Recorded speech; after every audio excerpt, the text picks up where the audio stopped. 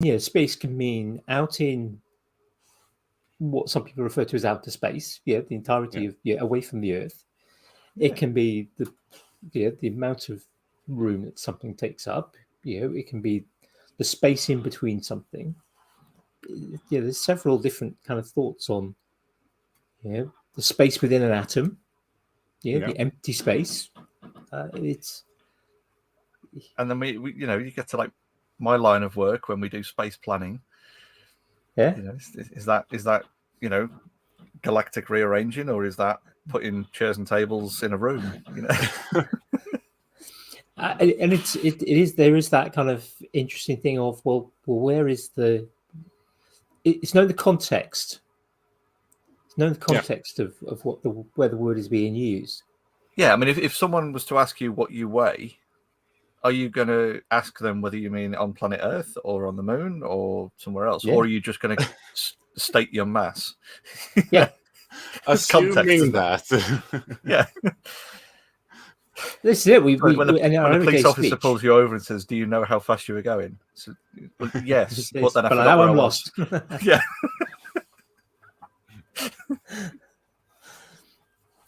Yeah, I've taken it down well. Apparently, I've not tried it, but apparently that doesn't go down well. I can't imagine there are many, physicists in the. Police officers will understand the physics. Yeah. with high-level physics knowledge, or being to be fair, the crash investigation people do have a very good understanding of physics. Yes, this is true. They're not necessarily police officers. Yeah, and kind of equations of motion. And we used to, at school I once worked at, they used to regularly have, for the sixth form, a team of people come in talking about road safety. So this is for the kids that are old enough to start learning to drive. So they would have kind of a variety of different speakers. So you'd have one guy who would kind of come in and talk about drugs and driving and drink and driving, and probably with some harrowing examples. And then you'd have somebody else talking about kind of what you need to make sure if you're driving safely, you've got to make sure you do. And one of the guys was an ex-crash investigator, and he would talk about things like kind of reaction time and keeping good spacing, all those sort of good driving practices with some good examples. And it was. I had one day I had a really quite lengthy conversation after there was a break after, and I'd been kind of watching supervising the class, but then kind of I was like, "Oh, this is really interesting. There's quite a lot of physics here." And then I had a quite lengthy conversation with him afterwards, talking about it, and it was really sort of quite interesting. The one thing that stood out most, he said, a Citroen 2CV will go around a corner just as fast as a Porsche.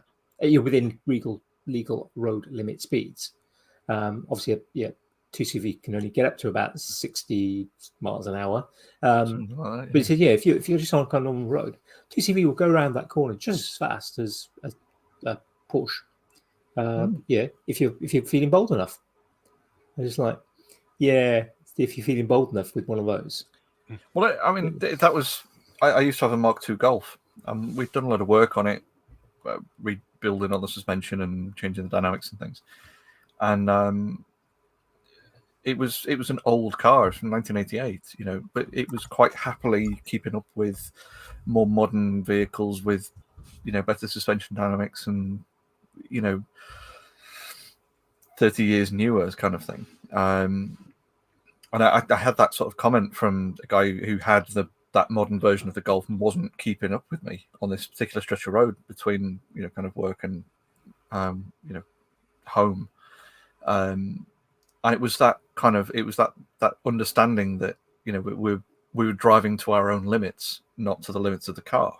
I was getting much closer to the limits of my car than he was, because his had a hell of a lot more safety features and things that would protect him, and had, traction control and stability control and all this kind of other stuff that mine had 4 wheels and then a hook in the middle that I held onto. I was going to say, I was hoping there'd be a 5th one, at least.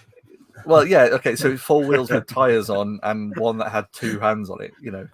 But I remember that at that point where we were reworking things and adjusting the car to kind of get it more rally capable, kind of thing.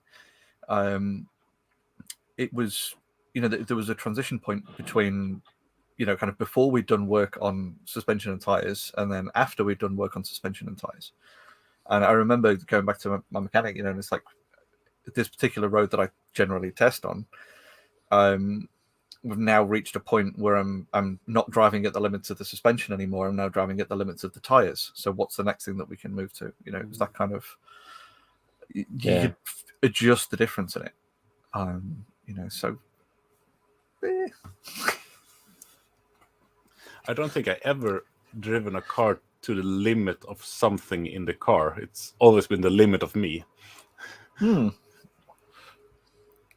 But then again, I'm not that much of a driver. But it's interesting to think about it. That there's so much things that can be the limit.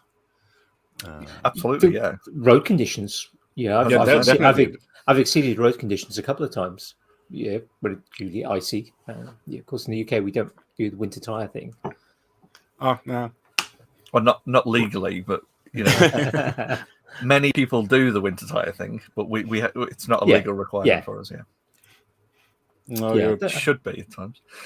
Yeah, it's hard when you're in that the in between zone, what you should call it. Up here, we had minus 20 degrees the day before yesterday, and a couple of weeks ago we got like 30 centimeters of snow in a day, and so that was a fun day to go out. I choose not to. I was planning to do some to go out with the car for work, but I choose to stay in and go out 2 days later, and I only got stuck once with it because there was they didn't really have the manpower to take care of the snow in that amount of time, because I assume they were hoping for that it would be like the winter last year, where I think they had to take care of like 2 days of snow or something like that over the entire winter. There was like nothing, and now we got like three times the amount in one day. Felt like that anyway. I suppose you kind of more geared up to handle it, though, aren't you? And that there's, I would imagine that when you're learning to drive, there is kind of an aspect of how to control the car in adverse weather conditions. Yeah, definitely. That's not a thing over here as much. It's like, when it's raining, maybe slow down a little bit, and that's about all we get taught. As a population. Yeah, you don't have any ice control driving. That's not a standard part of driving. That's some people will do it. There are some simulation places, and the pursuit drivers for police will get that training, but pretty much no one. It's not a standard part of the sort of driver instruction in the UK for the average driver, which is a shame. I think it should be. I think it really should be. But it's pretty fun to try to do maneuvers when you see the speed dial goes to 0 and you're still moving along at the same pace. Well, okay, now let's try not to kill anyone. A friend of mine does works for a car manufacturers over here, but they quite often go across to the ice lakes quite a bit north of you to just try and test the cars out. It's that kind of few months of the year where they just all the vehicle manufacturers descend onto this. Yeah, they have like town. one week each or something like that. Pretty much. Yeah, so try the shit out of cars and tires and everything. Just having fun playing on an ice lake for a couple of weeks. That would be cool. Yeah. It's like, oh, which supercar are we taking out on the lake today? Well, And it's a clearly Fiat Sweden would have 500. to be Königsberg, wouldn't it? Yeah. Koenigsegg. Koenigsegg, yeah. Yeah. That's a pretty interesting car. I mean, it shows what things actually cost, I would say. If you have to take everything and make it the best and do it in a small volume, then the price goes through the roof. Yeah, more realistic understanding of the cost. Yeah, I thought about that just the other day, that how cheap cars are. I mean, considering what you get for the money, it's barely nothing you pay for that piece of equipment, and the balancing and just the steel and everything. Well, how can they make them so cheap?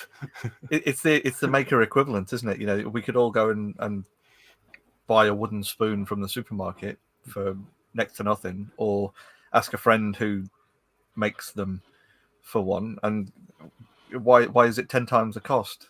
And it like you say, it's exactly that sort of thing with cars and a million other things. If you remove the economy of scale and pay the realistic price for what it should cost, all the stuff that we make as makers just kind of that's the right price for them. Yeah. Imagine if a group of makers building their own sports car, how much it would cost. Without all the safety testing, yeah. How much is Al's latest creation going to cost? It would be really fun to build a car, but I don't know if I would like to drive it.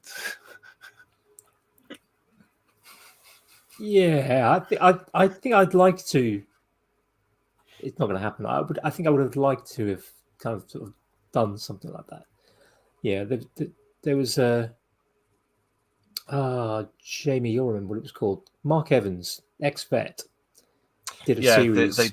He did many seasons of it. Yes, the one you're thinking of, I think, is the AC Cobra. Well, he did the AC Cobra, but he did a Range Rover as well, didn't he? And I think he extended a Land Rover, and he actually extended the bed. He did a Land Rover. He did a 100-inch Land Rover. Yeah. But what he'd do, the particular series, it would be like A Car is Born. And then he did A Chopper is Born as well, which was a helicopter. And then a Plane is Born. It was a little small light aircraft. And a handful of different things where he would just go from start to finish making this one project over however many, shows. It might be like 10 shows or something. And he'd go through the whole process of it. Yeah. As Andy said, he was an ex-vet and an ex-engineer. Yeah, he was a TV vet, wasn't he? He made kind of a bit of money. Veterinarian, on not TV. Yeah. Veteran. Yeah. Yeah. Yes. Animals. Yes. Animals not shooting people. But that was quite interesting because he sort of showed kind of some of the problems of building things and having to modify things. Certainly the plane was a kit. I never watched the helicopter one, but the plane, if I remember rightly, was a kind of give us 20,000 and we'll give you this kit. And this kit, once you build this kit and get it tested, you will have your own working plane. And it's just giant airfix. Yeah, it was essentially. I also thought something like that would be quite fun to do if you got the money and B, the space and the time. Yeah. But if even if you've got the time, you've got to have the money and the space for something that big. Yeah, I guess those go pretty much hand in hand. Yeah. But the idea of building a car. When I was a teenager, I always wanted kind of the Volkswagen Beetle Baja Bug, kind of off-roader, dune buggy type thing. That was always kind of that would be cool. So my brother, who's been to Maker Central, he's done a VW.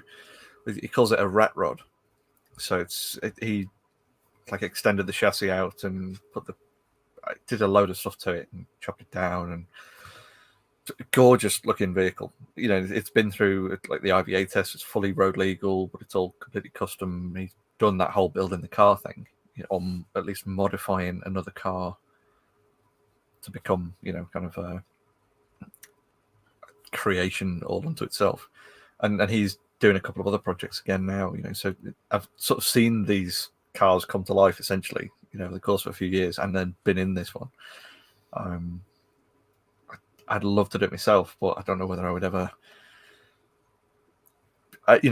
Even if it's been assessed and someone says yes, it's road legal, I don't know whether I would ever take anyone out in it. It's like, if that weld fails, that was a weld I did.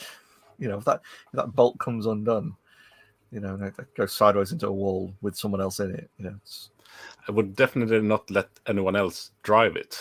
Maybe take someone with me, but not hand over the keys and say have fun. When I was younger, my dream was to build a trike of a Beetle. Okay. But the older I've gotten, the more I'm never really gonna learn combustion engines. I've come to terms with that it's not my thing.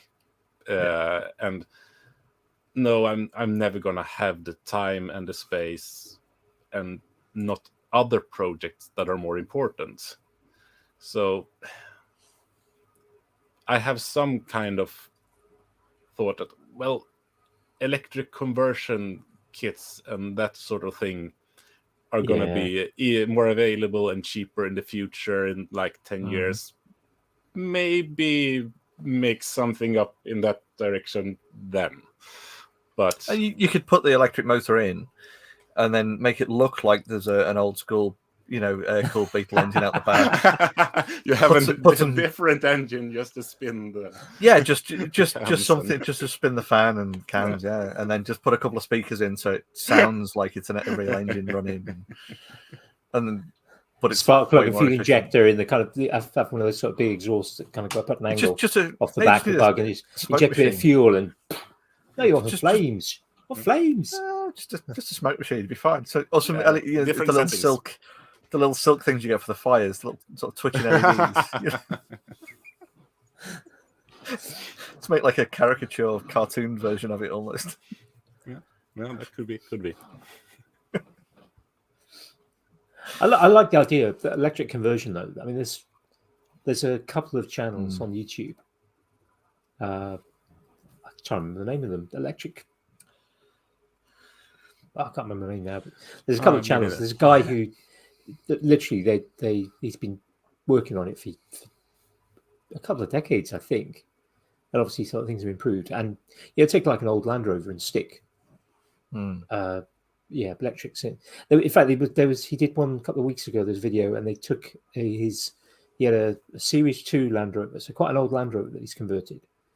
Took one of those, something else that was also a Spectre Land Rover, so they kind of kitted out to look like the one from the Bond film, which was also fully electric.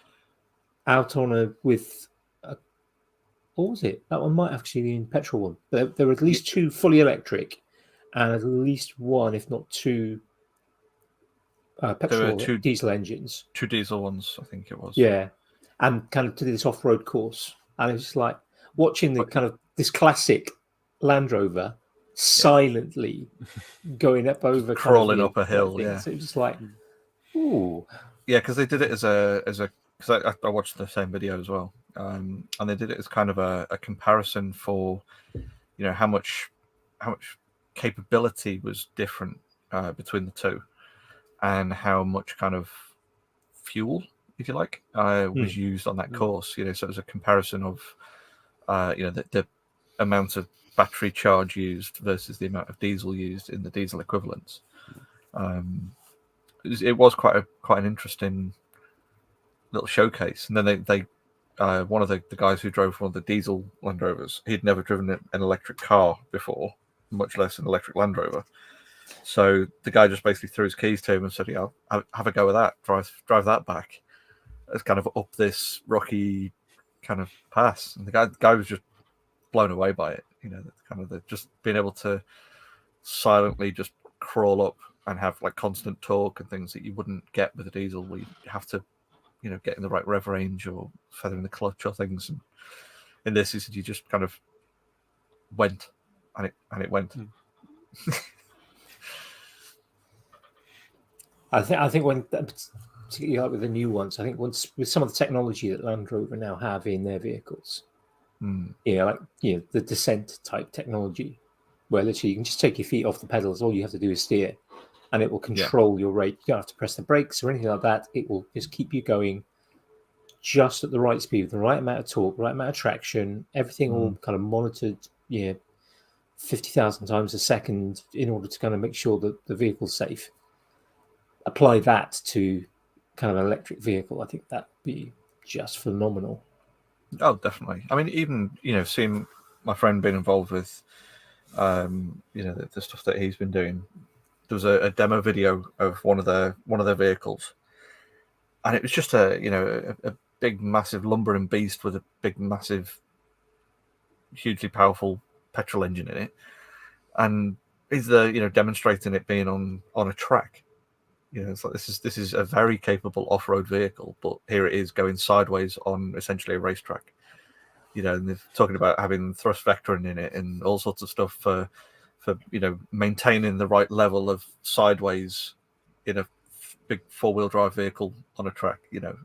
And it's a thing specifically for off-road, but we've put all this other stuff in as well.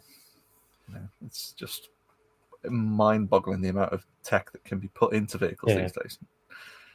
And still be a family vehicle as opposed to something like a Bowler, which is definitely not a family vehicle. Yeah, but I mean, in fairness, they also then cost the same as a family house. That's the downside, or not far off. Yeah, not wrong there. Yeah. Well, certainly there are places in the UK where it is cheaper to buy a house than it is to buy a Land Rover. I saw the TikTok earlier that Steve posted that was some guys in the States bought a $2,000 Chinese pickup.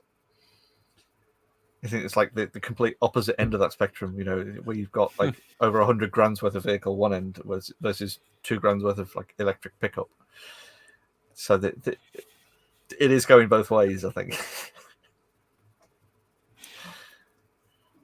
Yeah, I'm going to guess. Yeah, with electric systems, the potential for a much cheaper vehicle probably exists, doesn't it? Yeah, definitely. Fewer moving parts, fewer bits to maintain as well. It's just the battery pack costs. And if you can get regulation or regulatory approval for, recovered cells or things like that, you can probably cobble something together that would be perfectly capable for what less. Yeah, DIY battery packs. So there's another one, isn't it? Again, whether or not you would.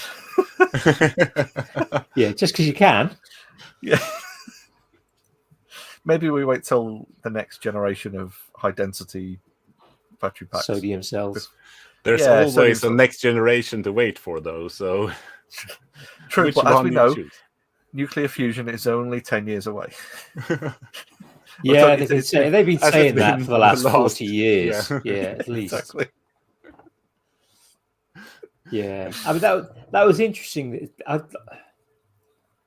For those who haven't perhaps seen it, there was a big announcement this week from the Livermore National Labs in the States about a kind of a giant step forward for nuclear fusion, where they had a not insignificant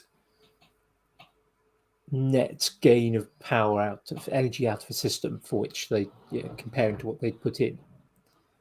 And it's definitely some advances being made there. Advances in fusion technology being made for every year for the last 30 years at least. I can remember reading articles in Physics World in kind of the early 1990s, late 1980s, regarding nuclear fusion and things that were happening, and there were advances taking place. And but there's this thing about you've got more energy out than you're putting in terms of the laser that they were using for containment. but I was kind of I was getting a bit annoyed with some of it because there's that big thing, and for me it was very similar to what was happening. It happens with the laser diode engravers that people are reviewing and you're seeing on kind of you buy on Amazon, and it tells you it's a 5-watt laser or a 20-watt laser. You kind of see the advert on Amazon. It's 20-watt laser, and then you actually look into it, and that 20-watt laser, that's 20 watts input power, but you only get 5 watts of actual laser power out. But this one was almost taking the sort of very similar principle. They were looking at the power of the laser used for the containment, so the laser beam, and ignoring the laser powering power, the energy going in to actually run the laser, which is significantly more. And I don't want to take away from there's some brilliant scientists who've been working very hard for a very long time, and they have made advances.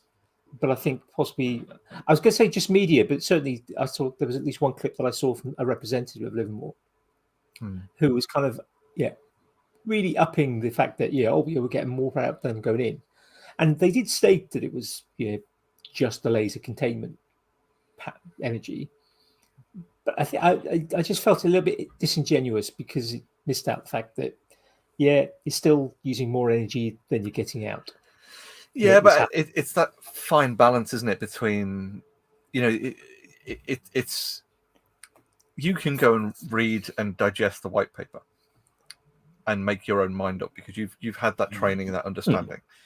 And Joe Blogs is going to just be utterly befuddled by the white paper's stats and facts and figures. But to have that kind of fine balance of like, here's a thing that is a huge step forward. You're allowed to be excited about this. And then here's the data to show that, yes, it is a step forward. Yeah. But it's not as much of a step forward as we've told them it is, because you can see that input power versus output power. So it's that kind of fine balance between, understanding the target audience, getting people interested in physics, getting people to go, oh, yeah, we're nearly there. Let's go and study physics, or let's go and jump in and stuff like that, versus the it's in almost every field going. It's the it media is, and the marketing of it versus the it's the headline the makers that I think probably have most issue with. Wasn't that a doctor that was trying to successfully attach a severed head to a body or monkey? It was successful because his mission was to make the arteries, so the nervous system. No, but that's something we can solve later. It was a success. I actually attached the head again, and everything works except for the important part. But we can talk about that later. The body kept the brain alive for a short while, longer than if we you just define your parameters off. well enough, then the media Exactly. doesn't need to know the rest. That's a classic, though, isn't it? It's a classic thing for con men, scam artists. It's a classic thing for the media. Same thing. And the media is getting worse and worse at actually checking what is the actual news. They just print and go. I love the things that you see on things like Reddit, where it'll be a very well crafted kind of overall title and then a link to the actual article, and then you look into the comments and nobody's actually clicked the link, or very few people have clicked the link. People have just read the headline that's user generated by the person who's posted the link on Reddit, and it's completely sensationalized and misses the point entirely. And all the comments are just vitriol against this thing, and then anyone's kind of like every sort of 15th comment you'll get someone going, have you actually looked at the link? Because it doesn't say anything like that. It's that kind of if you make it look plausible enough for your target audience, they won't bother reading through, because it's 4 paragraphs of information. That's far too many words for me to read. The headline will be close enough. I'll make my decision and start my argument from there. And there's a big issue with that portion of mainstream media that is more intent on selling their wares by angering and stirring up strife where actually it doesn't need to exist. Yeah, I just love the fact that Wikipedia as an ex-teacher, if a student came to me and said, yeah, I've done this piece of research and here's my references and they're all Wikipedia links. Mm-hmm. Yeah, it was very common to get Wikipedia links or just Google search results as kind of as references. And you'd have to sort of teach them that this is not appropriate. So I've done a research. Here's my Google Wikipedia. link. Wikipedia is not a bad starting point. Often it's a starting point. It's an easy, good article. Point. Yeah, if it's a good article, it will have its own references, and that will take you to the stuff, and then you use those. That's good. The thing that really amuses me is that Wikipedia, known as this place, it's a font of lots of knowledge, and it's great, but it's also because of the way it works and user editable. Anyone can make a page, and anyone can edit a page, and we've seen some really, really, really funny examples of where people have kind of gone in and modified things. So it's not a reliable source. So Wikipedia will not allow any references from a certain British newspaper that rhymes with Daily Fail. And that is just like they do not try. It's such the paper has such low there's a celestial body equivalent status. one as well that's on a similar level of yes, that's pretty bad actually. Yeah. And they will not allow these to be used as references because the reliability of the reporting is so low. And it's just like that's a bad it says score. a lot. Yeah. And, I mean, in fairness to your students as well, they're clearly missing a trick if they're posting the Wikipedia link and not just reading the Wikipedia article, pasting the information in, then scrolling down to the references bit at the bottom of the Wikipedia article, copying and pasting that in. That's a good sheet. Yeah. Yeah.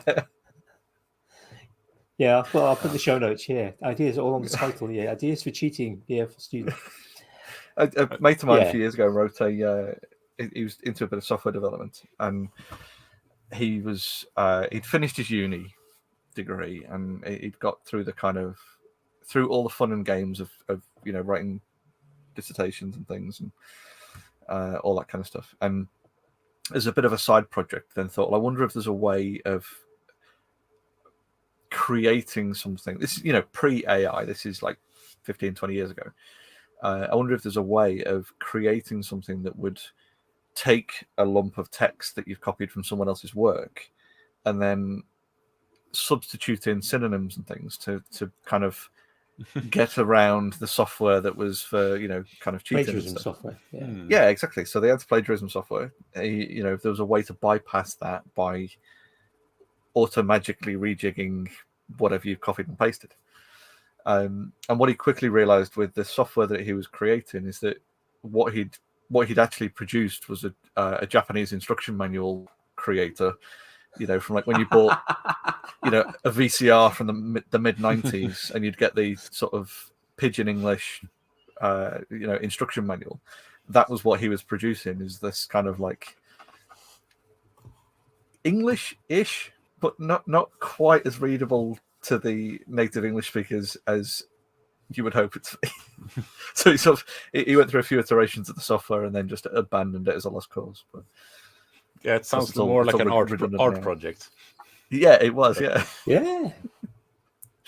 I sometimes had students that would kind of copy and paste stuff, and you kind of the numerous conversations that existed along the lines of, right, tell me what this word means, and keep that long complex word, and they kind of look blankly at you. I just write things on sort of statements like, as a teacher, it is very easy for me to experience of marking hundreds of similar homeworks. It is very, very easy for me to recognize the difference between the writings of a 14-year-old schoolboy and the writings of a 35-year-old professor of physics from America. It's like, You could have at least changed the spellings to British English and not kept them all as American yep, English. that's one. Yeah, that's a standard, fairly standard one. But it's just like, And if the student did know the word and was at that level, I mean, you would want to talk to that person a little bit more, because that's yeah. I mean, that's someone. some If you do. haven't found that Yeah. person in your class already, then you're doing something wrong. So you have to look it up. Yeah. I mean, yeah. Sometimes there are students who kind of, they really are into something. Yeah, I'd want to come to But me probably not. at lunchtime and sort of say, "Sir, I've been reading up about Feynman diagrams. Yeah, can you give me a bit of help on these things?" And like, we touch on Feynman diagrams with the 17-year-olds. This was like a 13-year-old, and it's just like, okay. And it wasn't one of the simple ones that he wanted help with. I was just like, okay, I last did Feynman diagrams 25 years ago, and you went this You're far, and outpacing you're me looking. now. I think I can probably direct you to somewhere where you might be able to. I know some good websites that will probably guide you. But that's a really powerful thing to be able to do as a teacher, though, to be able to say to a student, I don't know, let's find out. Yeah. That is such a powerful thing to do for a child, to be able to say, look, not all of us know all of the things. Yeah. But let's teach you the skills for how you can find out yourself, I mean, that's the second part is the important one. Let's find out. Yeah. Just that I don't know, that gives you nothing except that you lose a little bit more faith in the grown-ups. Yeah. Sometimes I would say to a kid, I don't know. I haven't really got time right now. You go and find out, and then come back and tell me. That was one I used to do sometimes. That's a good one as well. But sometimes it would be a case of, I don't know, let's find out together because I've got the time right now. Or, I don't know, I haven't got time right now. I'll catch up with you next week, or I'll send you an email, and I'll point you in the right direction. Because I have an inkling. I still say this sometimes to my students when I'm tutoring. I sometimes I'll sort of say, I've got this question. We've done this question, and this is a really hard question. So I've got, one of my students is trying to get the best top grade you can get, and so some of the questions, the exam questions, are at that level, and to be honest, actually, they're really pushing the sort of the level of the boundary. And I'm kind of looking at the question, going, I've got the mark scheme here, and I've got the question there, and I'm not 100% sure how they got from that, even though I've got the mark scheme. And you kind of sometimes have to say to students, this is the answer. You haven't got it. I haven't got it either. I only need to get back to you. And even I can remember many years ago when I was actually sort of working, and my head of department, we were sat next to each other. My desk, his desk. And he was looking at the question. He was looking at a question from the International Baccalaureate, multiple choice question. I said, "Have a look at this. Tell me what you think the answer is." And I kind of looked at it and went, "Oh, it's B." And he said, "Yeah, the answer in the mark scheme is D. I think B as well, but it's D." It's like, And it took us, the two of us, both with physics degrees. We were both physicists. We weren't kind of engineers. Both physicists. It took us nearly 45 minutes of our lunchtime to work out why it was D. And D was the correct answer, but it was just like, it was just such a hard question, requiring an obscure bit of knowledge that was kind of on the curriculum, but it was just like, oh, yeah. It can be hard. And when but you have to say to kids, whenever I had trainee teachers, I would tell them, the first two things I would tell them is A, get yourself a hard drive and get copies of any materials you can, within, of course, the bounds of legal, copyright, etc. But if there's resources, schemes of work, whatever, get copies of them. Get yourself a hard drive. A thumbstick is not going to be big enough. 2, never bullshit kids. Never do it. If you don't know, say you don't know, and tell them that you will get back to it.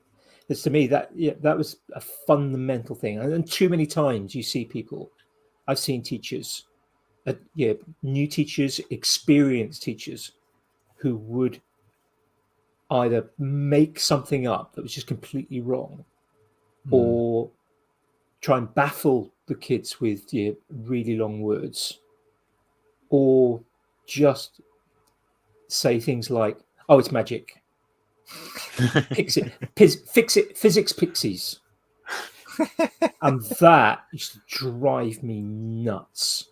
I just no. If you don't know, just say you don't know, and like you say, we'll find out. Either together or I'll find out and get back to you. I mean, that's an important part of being an adult, or going from child or whatever teenager to adult, is realizing that adults doesn't know everything. I mean, it happens at different ages for everyone, but it was an aha moment for me, at least, when grown-up doesn't know. They don't have all they're not magic. answers. But yeah. Oh God, it was quite scary. Yeah, and that kind of point of, when you realize that your parents didn't know in everything either. Like, oh wait, they're just human too. They're like me. They don't live in a cupboard at the back of the room. Oh my God, everyone is just making it up as they go along. Yeah. How have we come this far? Oh, I had a biology teacher that did that.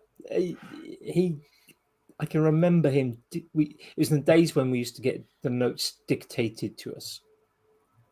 So we didn't have textbooks in class. We just there weren't PowerPoints or anything like that. PowerPoint didn't even exist. A PowerPoint was somebody poking you in the and he would literally dictate. And there was one lesson he dictated about 6 pages. And at the end of the 6 pages, he said, "Why did you write that down?" And we were like, "Well, you somebody kind of dared to sort of say, well, you told us to write it down." And he basically had dictated half an hour, 6 pages, complete codswallop. He didn't even cover the entire course. It was just like, it was just such a useless teacher. It was just like, well, he taught a valuable lesson there, surely. Yeah, he wouldn't let girls go to the toilet in the lesson, because their bladders are obviously stronger because they've developed for childbirth. Wow. Yeah. Yeah, that was something he said, and then he would tell us tales about how if he was sick, he'd vomit into a bowl and then eat it up again later because it was just stomach acid and food. So he was just a psycho. Yeah. But not a kind of cool psycho teacher that you all kind of go, "Oh, what we're going to blow up next, sir?" Yeah, it wasn't like one of those. No, it's just unhinged from the sounds of it. Yeah, completely misogynistic. Someone who needs completely help. Yeah. Thank Christ you don't get that these days. Well, hopefully you don't get that sort of thing these days. I'll stay quiet at this point. Well, yeah, okay. I would hope things have improved since then. Yeah, it's PowerPoint now. No one does dictation anymore. Things have improved since then. No one does dictation anymore. Yeah, I used to sometimes. I think it's a good skill to have. Just copy and paste it into one of the speech generators. Save your voice. I had one teacher at uni who was, he was brilliant at the subject, but it was a lousy teacher. So, his lessons was basically him reading or writing from the textbook that he has written. Okay, this is lesson 1, this is chapter 1. You can sit with the book and just follow along. After like 3 classes, half of the students didn't bother showing up because, we're gonna just go through the book. Yeah. We had one like that, but he didn't tell us that he'd written the book. But somebody found out about 6 months in, somebody found out about the book. I was just like, all the problems that he'd been setting for the past 6 months were all from his book. It's just like, it was just like, just give us the book. Why are we spending hours writing stuff down? It's just there's no benefit to it. It's like spend your colossal amount of money on the textbook and just skip to the end. Yeah, it wasn't even an expensive one. It was only like it was a £10 or £15 book. It wasn't like it was one of the £40-50 books that we had to have. It's just like oh, it's funny. What did you study? What was your subject? Excuse me. Electrical engineering. Nice. Yeah. Cool. I started with the assumption that I would work with computers, but somewhere along the line, I discovered that it's more interesting with high voltage. So I slided over to power distribution instead. Nice. Bit of difference in scale. Yeah. It's a little bit more hands-on, but you don't want to put your hands on it, so to speak. I was going to say, did you go for the kind of the actual jointing and supply and stuff like that, or are you from a design point of view, or? Well, actually, I don't really mean what's the difference from how you described it.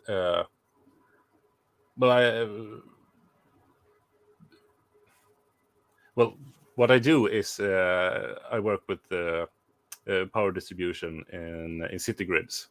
So I basically most of what I do is design of substations built into other facilities, because in the city there's no space for substations. So you have to go. More or less every big house has one in the cellar. So then now we got this covered. Let's try and fit something in here. And get all the cables out and the ventilation in, and make sure that no one dies. But I also done some design of the grid as well. Mostly low and medium voltage, but I've been up to 220 kilovolts at some points. It's mostly a pain in the ass because there's so much regulation, and just getting the stuff delivered is a hassle. Yeah. Especially when someone decides to start a war and the only one manufacturing is in Russia. We actually had some cables being delivered just when the Ukraine war started, and it was in Finland at the moment, but they hadn't paid for it yet.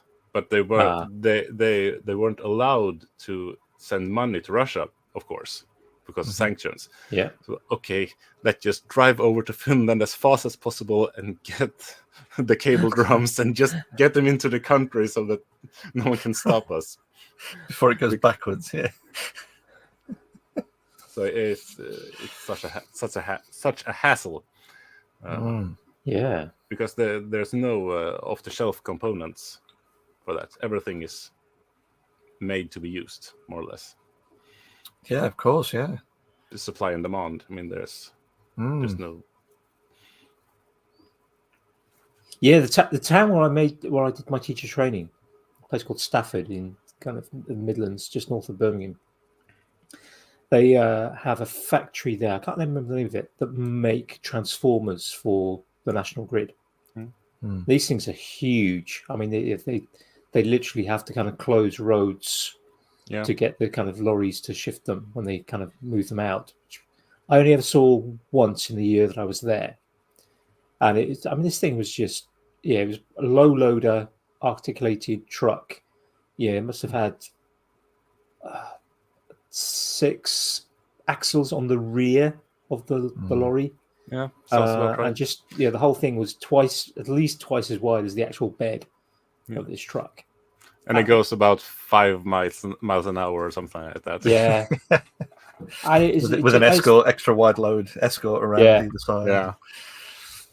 Yeah, it was fascinating to see. really is fascinating to see. And yeah, it's for me as a sort of teacher, you kind of there's that. It always reminds me of the difference between the theory that I teach, the basic idea of, there's a step up transformer, and we get 6,000 volts from the generator, and that gets up to 200,000 volts, or up to on the super grid maybe 450,000 volts, and talked about them the various step downs. I mean, you go off to heavy industry, might be 11,000 volts. If you're medium industry, it might be 600 volts or whatever, and all these sort of different steps. It's like then you look at one of these things and go, there's an input, there's an output, but pretty much apart from that, and it's roughly the same sort of shape as the diagram you draw, but apart from that, it's completely scales are different. New scale of complexity. Yeah, the classes I took for my master were like everything was theoretical, and it was basically they were more or less trying to prep you to do a PhD, because it was like nothing to do with real work. When I got out started working, I had never seen a transformer for real, or a big one. I've never seen a breaker.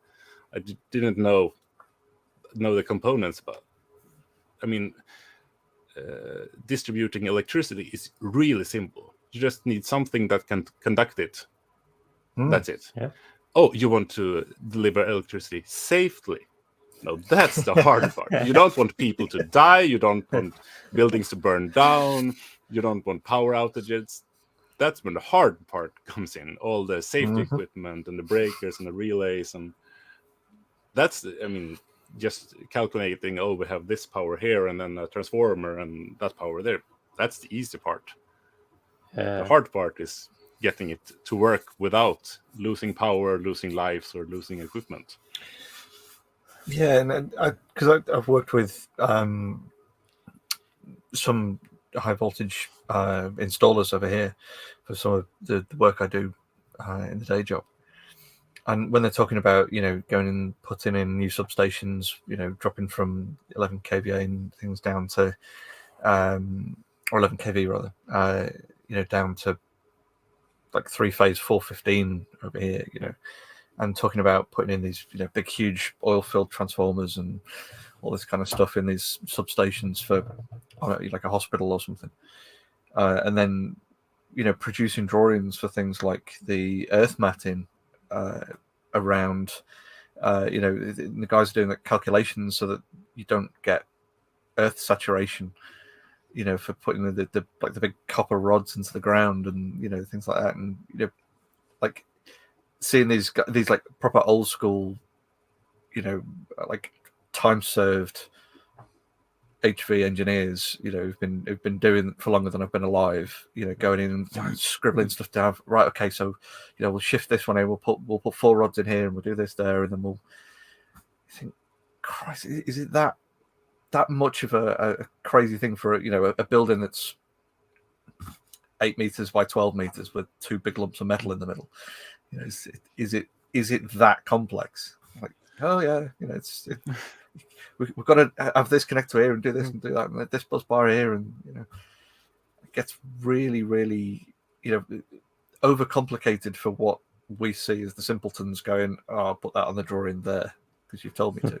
Yeah, I mean, electricity is supposed to be. I mean, we try and design it so it's invisible because we don't want people to know where everything is. Because if you want to disable a country, I mean, if you take out the power grid, then there's not much left. I mean, I consider that a society, when it comes to infrastructure, you need clean water in, you need sewage out, you need power in, and you need information in some way. That's the main thing you need to stay alive. And water, you can go down to the petrol station with some jugs and collect water from somewhere and bring it back. Sewage, I mean, you can shit in a bucket. That's it's doable for a short period of time. Communication, you have cellular phones, you have radio, TV that can work, but electricity, you can't really go down to the petrol station with a car battery and charge it up and go back home, and that doesn't really work. So I think that's the thing, isn't it? Is all of the other things are kind of the impact of losing them takes a long time. Yeah, you have a like you say, if you if there are short-term ways of overcoming the difficulty of their loss. Exactly that. Whereas once you've lost power, that's it. That's an immediate scale. And that's the impact is immediate, but it's not long term as bad as the other ones are. The other ones have a long term that's much worse, but you have, as you say, a built-in buffer that you can solve it in some other way when it's short term. When it's long term and you don't have any sewers, then you're really screwed. And that's what we're seeing at the moment in Ukraine with the systematic targeting of the power network. Yeah, it's take that out, and you reduce people's ability to communicate longer term, because yes, you can do it with batteries, but you've got to charge those batteries somehow. Yeah, and that becomes harder. Yeah. And to go back to what you were saying with those old guys who knows everything by heart and does those hard calculations. The problem, I don't know how it is in the UK, but for us, a lot of the power grid was built in the 60s, and then those same people stayed in the same line of job. And didn't really let any new people in, because everything was built, everything was safe. And now these people are retiring or dying. Yep. And nobody knows what they're doing. We have some people that are about 50, but I'm 40. I will be 42 next year, and I'm one of the older ones right now. That's not the retirement fund, so to speak. And I started 14 years ago, so I was lucky enough to get to learn from all those old geezers that are gone now. So I have at least heard some of the stuff, and now I have to retell it to the young ones. Once was a guy. Something like this. Oh, I found these old calculations. Oh, it's done by this guy. Oh, then it's right. He did everything right. We can trust this one. If it says 5.3, it is 5.3. So we have that problem now, that there's a lot of knowledge lost because we didn't really have anyone to take it up. So there's gonna be some improvisation and we just wait until a whole new system comes into place, and we can so that's more or less replace everything with stuff we know about. That's pretty much what we're doing right now. Try to maintain what we're not really sure about, and replacing with new stuff instead. We've got 15 of these left. Once those have been installed, we're done. We've got to replace them with something else.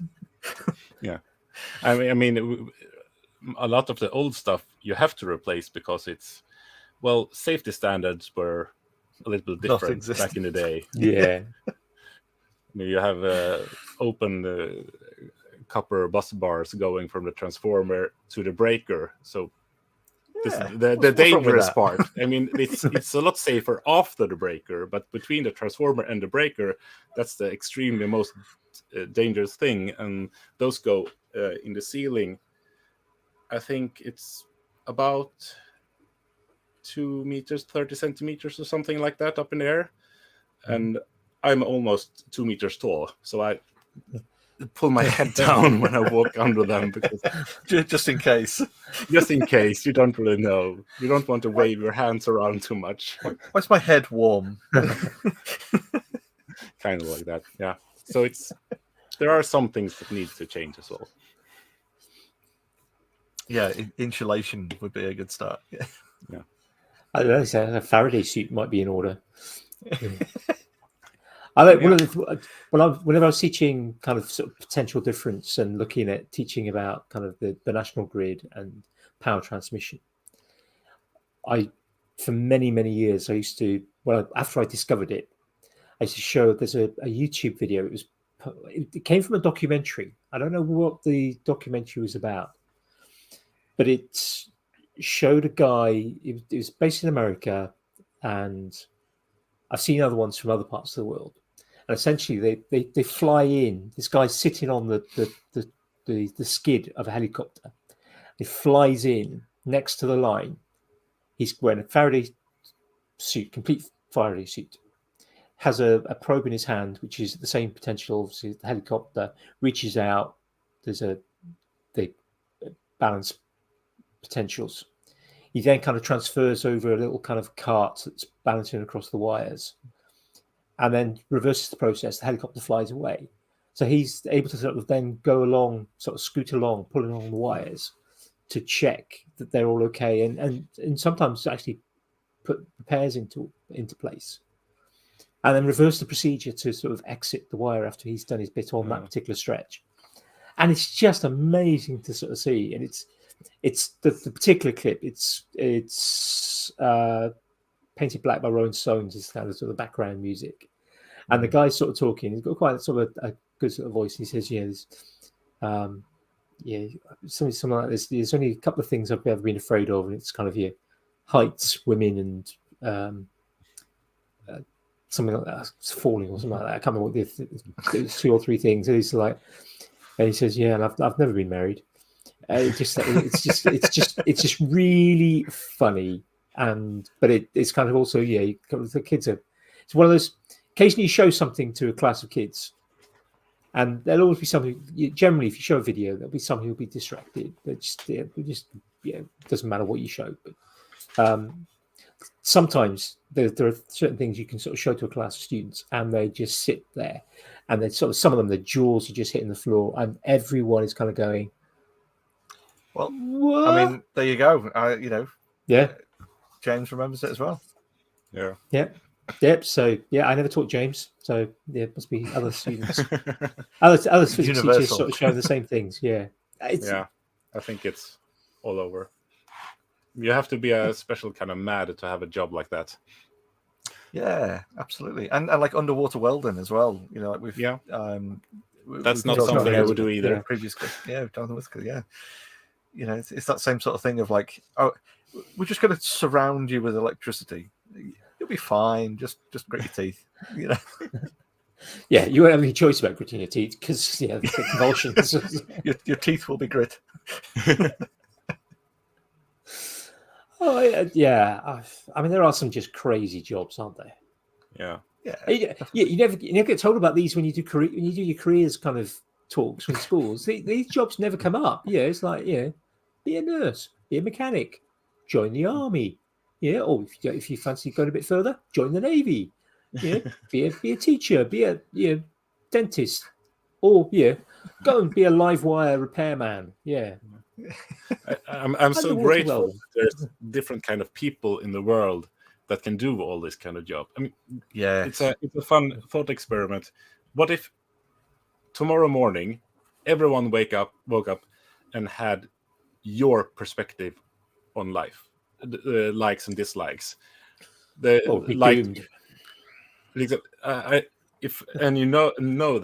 that, which professions would you pity the most?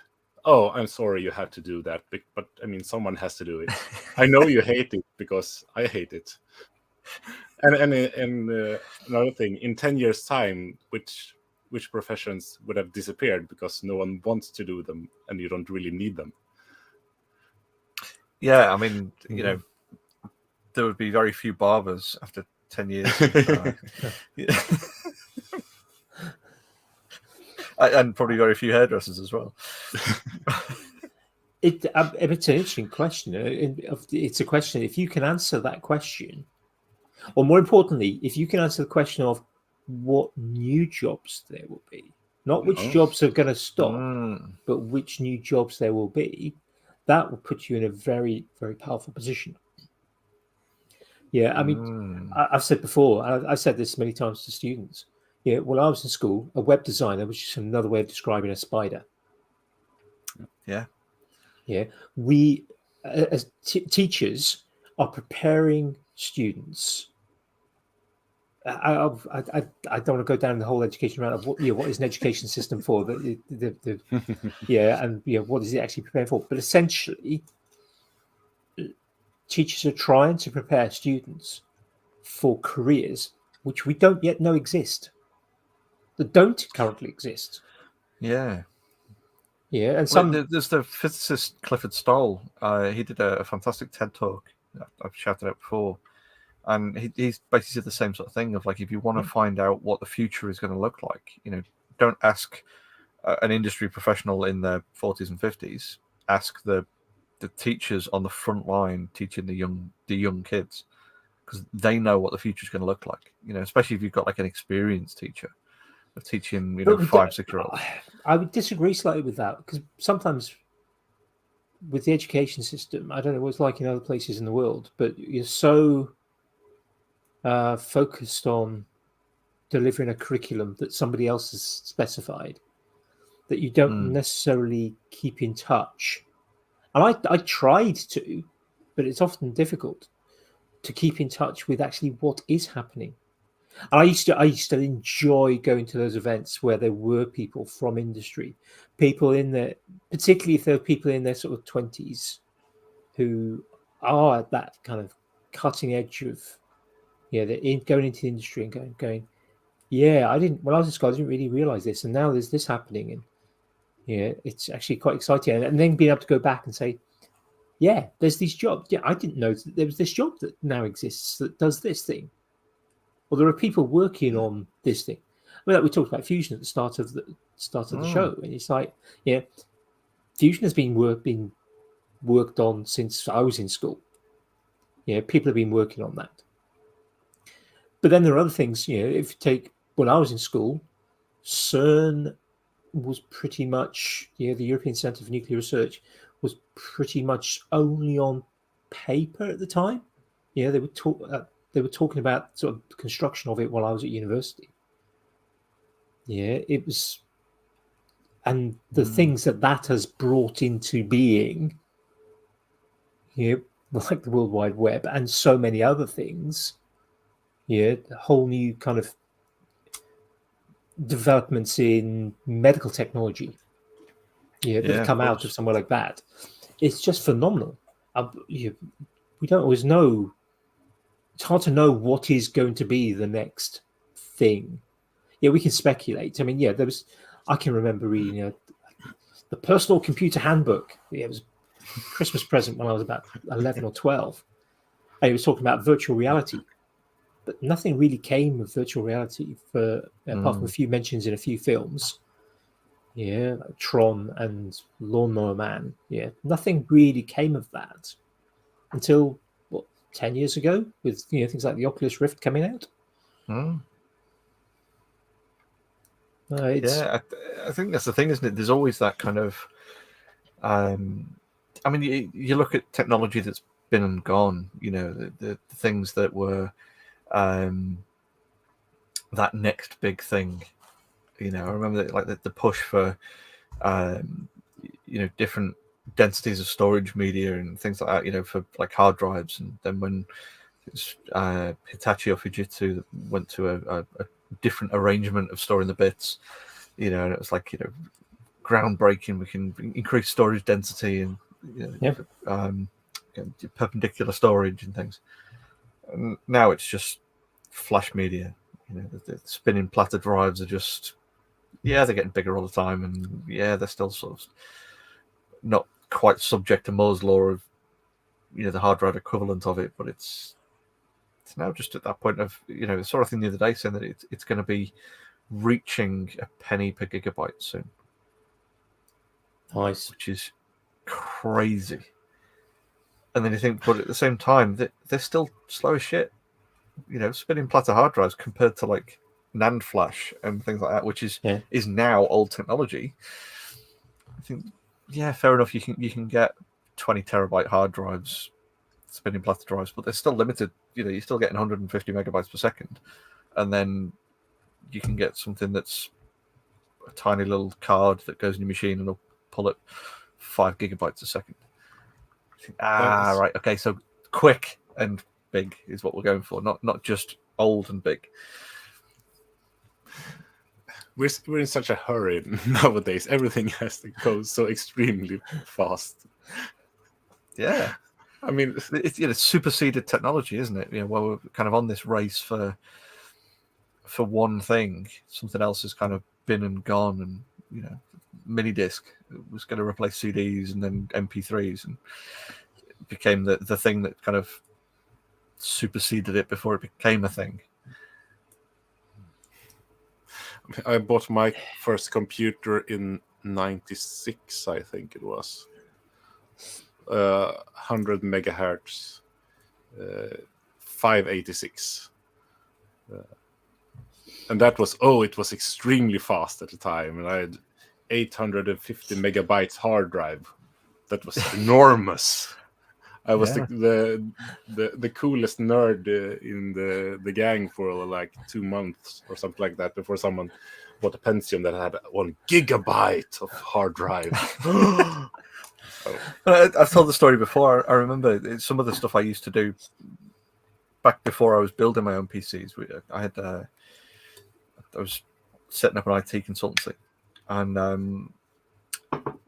the stuff I was doing required quite a lot of RAM.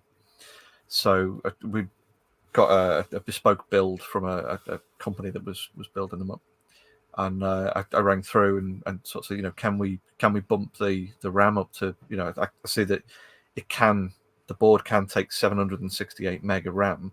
Can we do that, please? And they sort of like, are you sure? Are you sure you need that much? Our top build is it's only 512. Are you sure you need the 768? Yeah, that'd be nice. Can we do that? It's an extra stick to put in. But why do you need that much RAM? Now I'm going, is 32 gig enough?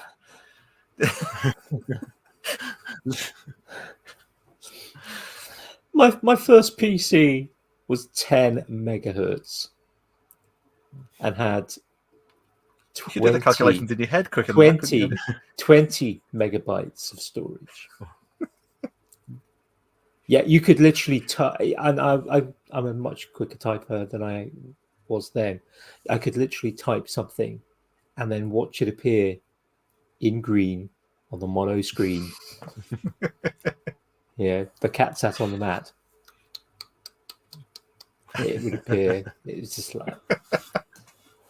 I love it when the PC does that now. For the modern computers that are orders of magnitude quicker than anything that's come before it, and then you get those moments where you type something out and then wiggle the mouse because it hasn't appeared, and then it does that same thing across the screen.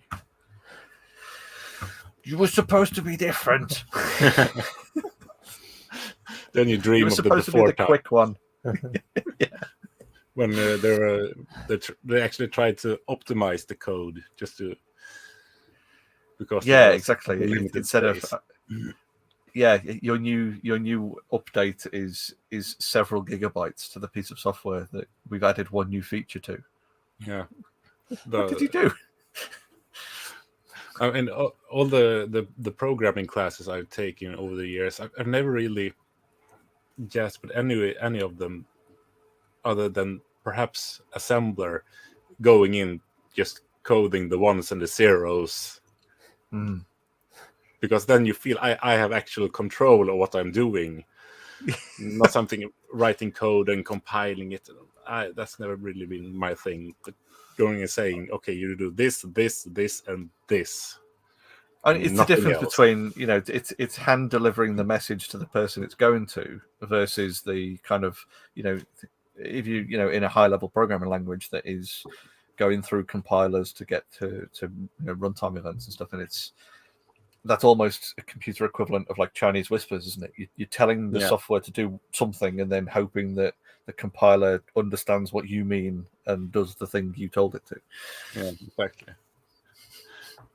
Yeah, I was never a fan of those building web pages in some sort of web page program, because you try and do some design. Why is this file 2 megabytes big? It should be like 5K. What on earth have they put in here? And then you close front page down, and then you go to add and remove programs and features, and then uninstall it. Yeah. I mean, we had some programming classes where you had I don't know if it was Dreamweaver or something like that you could use to build pages in, but I was like, nope, I'm gonna straight HTML, just code it in a text file myself. I just some way I found out how to do all the things I wanted to do, and might be a little coupled together here and there, but at least I had some control of what was happening. Yeah, I remember doing that with a job years ago. That was someone had designed themselves a website in front page because that was what they were happy using, and it had been expanded upon over years and years and years and years. And the site was massive. You know, we're talking hundreds of pages that were individually put together in front page, copy pasted, stuff like that. So not only was it a large site with a number of pages, it was just a huge site in terms of data, because it was just all unnecessary guff. And like each line of the HTML then had all of the individual CSS lump in there as well. So, you know, I spent a long time going through, pulling all this stuff out, you know, just, you know, removing things with like find and replace to kind of strip it all down, remove all of the stuff that wasn't needed, kind of procedurally, and then migrated it all across to a nice stripped down slimline template, and made the site look exactly the same. Sort of said, look, here's what it can look like. All you need to do is change this bit here, nothing else. You know, and of course, a few months later, it was, you know, you check back in on it and it's all, oh, I couldn't get on with that. We've gone back to front page. What I used to use. Yeah. It's like, yes, but front page was discontinued, and you were told not to use it back in 2003. It's now 2012, and you're still using it. Stop. But it's a problem in my line of work as well when it comes to distributing CAD files, because when we're doing some sort of work in the city, all the power grid, the phone grid, the water, sewage, everyone does their part, and then you put everything together in a big file. So everyone sends their file, and sometimes you get a CAD file that is like 10 lines and it's 8 megabytes. So what on earth is this? Yeah. Do you have any kind of maintenance, clean up your files? Then you remove all the hidden things, and it's like down to like 30K or something like that. Yeah. So are you doing it all in like AutoCAD, or is it? Mostly AutoCAD. Yeah. We need to chat. That's my day to day. So it came so long that I put in my signature in my mail, please remember to remove, and then and a link to a file that described to remove reg apps, just to clean up and purge your files, please.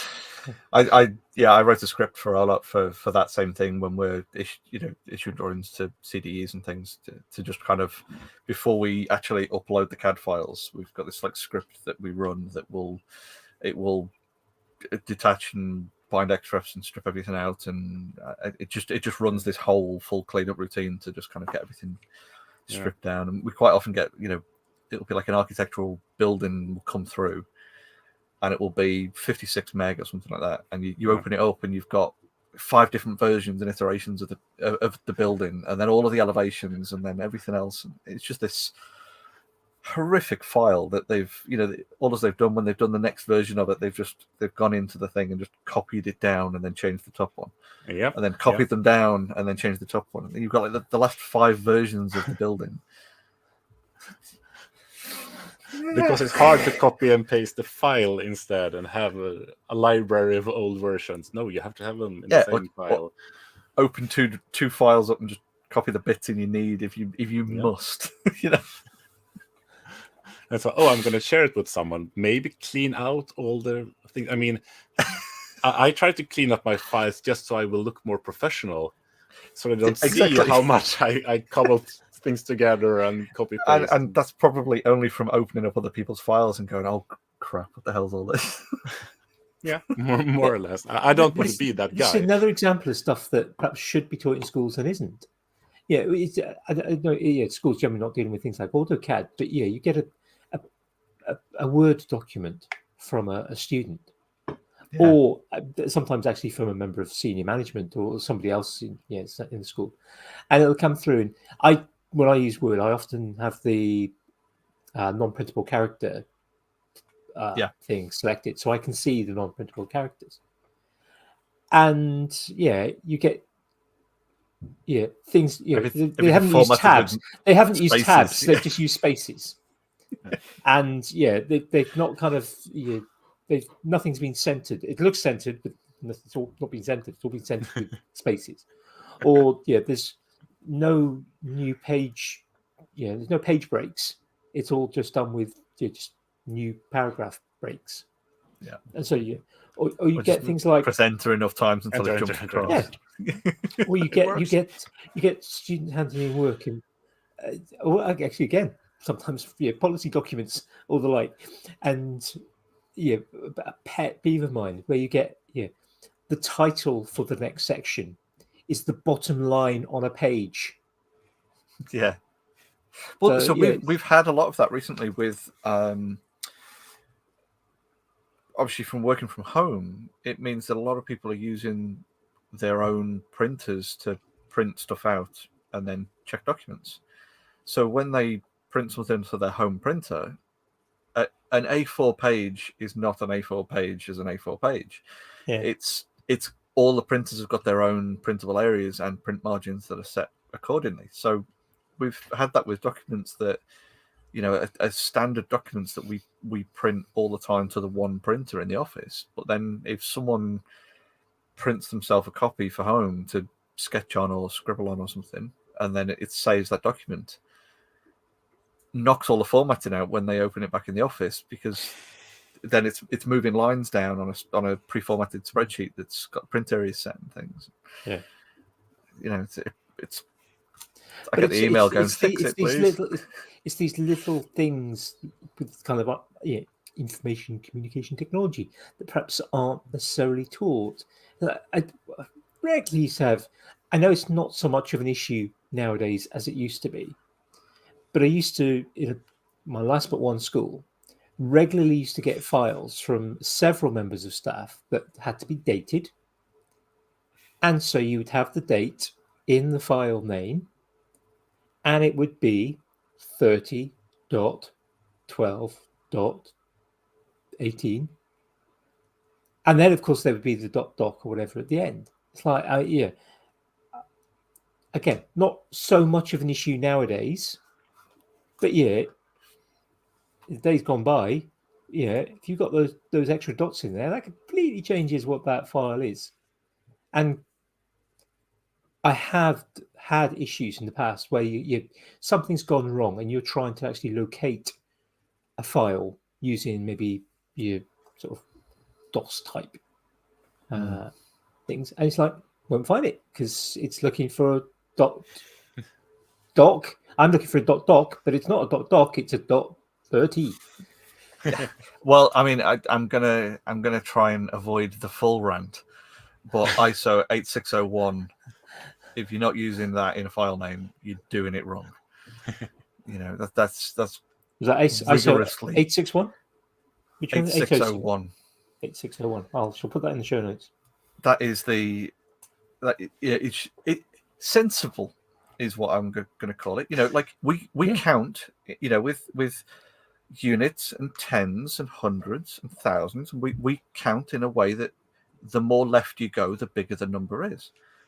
So when you're doing a date, it's I'm sorry to our Brits and Americans, it's not month, day, year. It's not day, month, year. It is year, month, day, hour, minute, second, because the units get smaller. That's how you do counting. We all know this. Yeah. That's how dates are done in file names. If it's not done that way, it's done wrong, regardless of whatever system you're doing. Definitely. Because if you've got final.doc with a date on it, and then you've got final.doc with a date on it. Final 2 version. Exactly. 5. When you've got all of those and you put the date in, even if you've got final and final and final with 3 different dates in it, you don't need to sort by date order. You just look at them and the dates are in order and the files are in order. It's the easiest way possible to do anything, and everyone else makes it more complicated by inventing new systems. Yeah, that's anyway, my mini version of the rant. Yeah, but it's an issue that I think should be addressed but it should be something that should be starting out in school. Yeah, I don't think. Yeah, there's been a change in the school system to move away from kind of ICT towards coding, computer science, which is not a bad thing in itself. But then the ICT skills of teaching has been lost. But there were gaps in that as well. Yeah, I think one of the things that should be taught in primary school is how to touch type. You teach them how to write. Let's teach them how to touch type. Yeah, I mean, my mum was taught how to touch type, and it was she would have it's typewriter, and it was typewriter, and you'd have a tea towel over your hands. You were taught to touch type, and she can still touch type now phenomenally well. For this day and age, touch typing is such a phenomenal skill to have.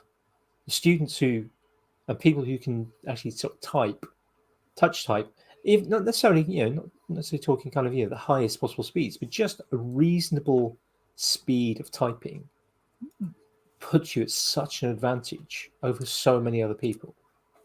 But I think specifically with typing in this day and age, with the familiarity that we all have with typing on our phone keyboards and typing on tablets and everything else, the biggest problem with people touch typing is it's a confidence issue.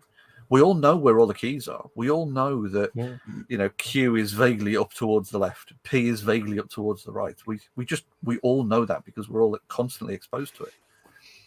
So if you sit someone down, stick their hands on the keyboard, and then block their eyes or cover their hands up so they can't see where the fingers are, they will figure out how to type a word. Yeah, they'll get it wrong a lot, but that's part of it. We're more capable to learn to touch type now. Of it as well now. It's possible. The touch typing tutors that are available now, Absolutely. which gamify it. It's getting over that little confidence thing. All of you listening to this know where all the keys are on the keyboard. Yeah. All of you do. I've been called out multiple times in the office by older colleagues because they consider me typing too fast. Because it was rattling like this, and they were also provoked when I was typing. They were asking something. I was continue typing and looking at them. I was going to finish the sentence. I get the same. My colleague at work, the two of us touch type, and we'll quite often have a conversation while we're working, and then the kind of, because we're at either ends of the office, so there's like 2 people in between us. Who can't touch type and get really weirded out by us kind of ducking a head around a monitor and still typing away, but finishing a conversation, and then just get this like very confused look, or one of them will stand up and go, "Could you just stop doing that? That's just wrong." but I remember when I got into computers a lot, grade 7, I think. Yeah, grade 7. I was so hooked on. I would anything that had to do with computers. I would want to do it. So we had the touch typing class, but well, sneaked in. I asked the teacher because that's the kind of student I was. So I when I had free time and other classes were having this, and there was a computer free, I took it again and again because I just wanted to touch a keyboard. Yeah. I think it was PC Bach or something like that. So it was a voice saying A C D K to some Bach music, and you were supposed to type it. Fantastic. So I did that class multiple times. I don't know if that's why that's set the ground for me being sufficiently capable of typing. But then again, I have been using the keyboard quite a lot. So yeah. So the nerdy CAD question then is are you a command line guy or are you a click all the buttons guy? A little bit of both. I'm one of those self-taught. So I have done some courses, but that was like after working in it for like 4 years or something like that. So a lot of things I'm learning by burning, so to speak. So some commands I know. Oh, I know where the icon is. I have moved the mouse and clicked on it before I finished the thought. But other things I have looked up. Oh, how do I do that? Well, then I know the command. So I'm a mix of both, I would say. Yeah, I had a horrible mix of both. Yeah, you generate bad habits. Yeah. And I had this conversation the other day because I'm mostly command line for it, but then there's a few things where the command there isn't a shorter version of the command, so it would have to be more characters typed, and I can get the mouse quicker to the button. Yeah. So there's a few things that I'll always hit the button for because it's actually quicker that way. But then there's other things that will just be sort of left hand command while I'm mousing on the right. But there's a colleague of mine who when he was learning CAD, specifically AutoCAD, this is probably 20 years ago now, he was doing it day release. So he not day release, sorry, he was doing it as an evening course. And the amount of time it would take him to finish work and then get to the college when CAD was starting, he didn't have enough time to eat anything in between. So what he'd do is he'd call via KFC and grab a bargain bucket of chicken and then eat that in the class. So because he had chicken in his left hand and the mouse in his right, he never learned to do the command line. So for like a 3-hour course in the evening, he was so used to just eating the chicken while he's doing the CAD that he doesn't know any of the commands, but he knows what all the buttons are for everything. So he'll move his mouse all around the screen, following these commands everywhere, just purely because of KFC. Is it hard for him to work without eating? Pretty much. Look at that craving for chicken. Yeah. Purely by association. That's an interesting kind of.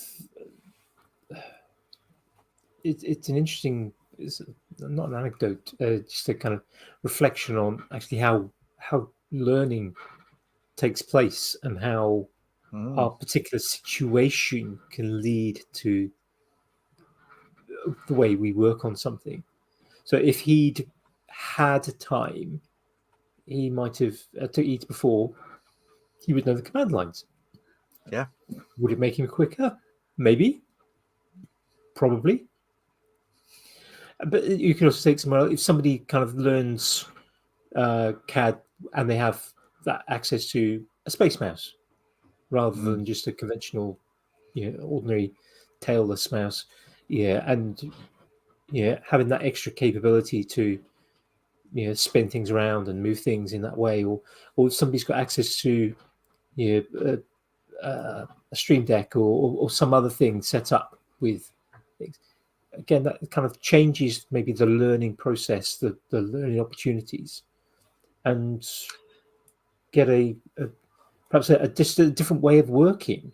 Yeah, and that's a really interesting point actually, because I manage the CAD for where I work, and I manage the IT as well. So it's in my interest to make sure that everyone else is working as quickly and efficiently as they can. So, if people need custom commands setting up or scripts writing to refine processes or things like that, that's my job. That's my responsibility, is to find those corners that they can cut, all those little, time efficiencies. And I've had this discussion with a friend of mine who has one of the Razer mouse with 15 million buttons on the side and has all the macros set up and everything, and he does a lot of sculptural stuff, and it's all custom macro commands on his keyboard or on his mouse or things like that for different functions.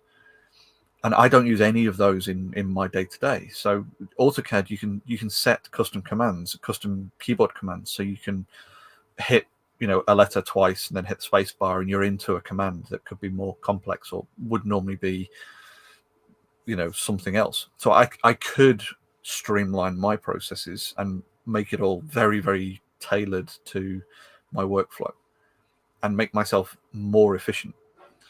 But the problem is, a lot of the time that I then need to fix something on someone else's machine. So if I get out of the habit of using the proper commands and then I try and work on someone else's machine, I'm going to do myself more of a problem that way, because I'll have forgotten then how to start these commands properly. If I've set myself something that makes me more efficient in my work, that then becomes less efficient for someone else, or when I need to help someone else out, it's kind of shooting myself in the foot then. Yeah, exactly the same. I tried to do a lot of custom things when I started out, but then I think the first time there was a new release and the old one was white and we got a new one, and I don't remember all the things I have done, what was built in and what did I do. Yeah. And then as I was trying to help someone, my way of thinking wasn't working on their version. So then okay, I don't do anything weird, only because I have to learn how to be efficient with what the standard parameters are, because otherwise I can't help anyone else. Yeah, that's exactly where I'm at. Yeah, and it's comforting to know that you're in the same boat. Because you're very efficient, but you're an island. You can't really help anyone else unless you build them an exactly replica of your island, and that island might not suit them.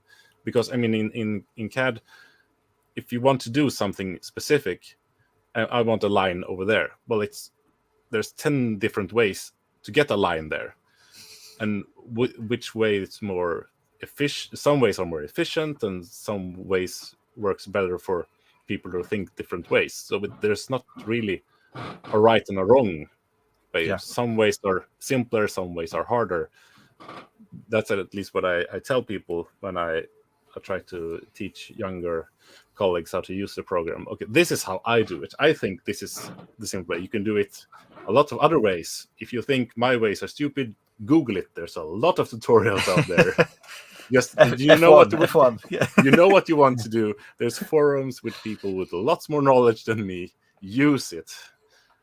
Onto Google is an excellent resource. Yeah, absolutely it is. I think that's a new recent kind of thing with more recent versions of AutoCAD as well. Is the F1 is help in AutoCAD, and like when I first started learning back in the early 2000s, it was if you hit F1, it brings up the help menu and then preloads 10 years worth of Autodesk help into the thing. So if you accidentally hit F1 when you went for the escape key, you could just kind of pause for a couple of minutes while it's loading, because there's nothing else you could do while it's loading this help file.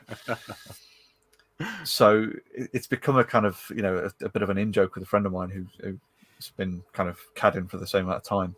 And now what it does when you hit F1, it brings in all of Autodesk help, but it also preloads all of the forum as well. So you can just punch a help thing in, and rather than just getting a bit of the proper official help document, you'll also get results from people asking the same question. So you don't even need to open another browser to get specific useful help for you. It's a nice way of doing it, and it doesn't take half an hour to open up, which is a plus. Yeah, but it's interesting that obviously with the experience that you have both in the industry and using the software, you might make a decision on how to get that line up in that specific place, knowing the next steps you're going to do. Yeah, and I think that's something that I've found when I've been teaching, again, you know, kind of juniors and things, of like, you can absolutely use this command or this command or this command to do these things, but I know the next thing I'm going to need to do is move this to here or push this there or change this parameter somehow. So I might use this tool because the next thing I can do is right click to bring the command back in and do it again, you know, or things like that. There are those little efficiencies that only come with experience as well, I think. Yeah.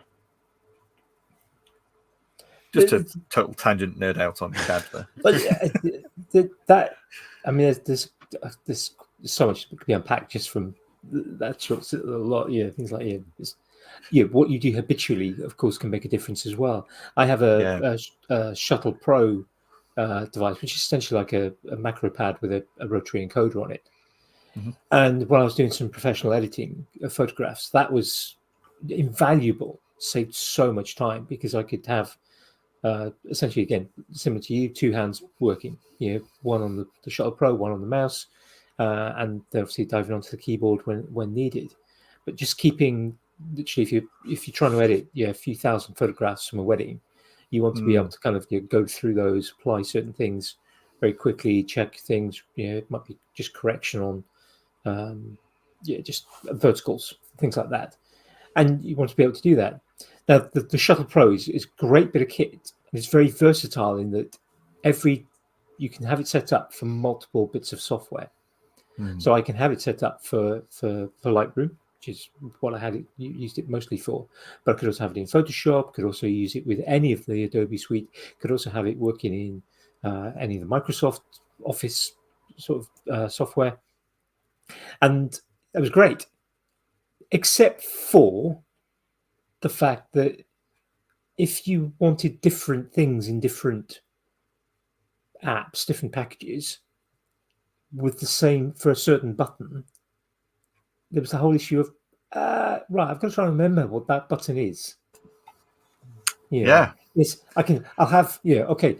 I'll have a save on that button, and every piece of software, that button will always be save, or it'll be the pen tool. But that pen tool is only going to work in anything that's got pens. It's not going to necessarily work in something that doesn't have pens. So if I'm in Excel, pen tool's not what I need.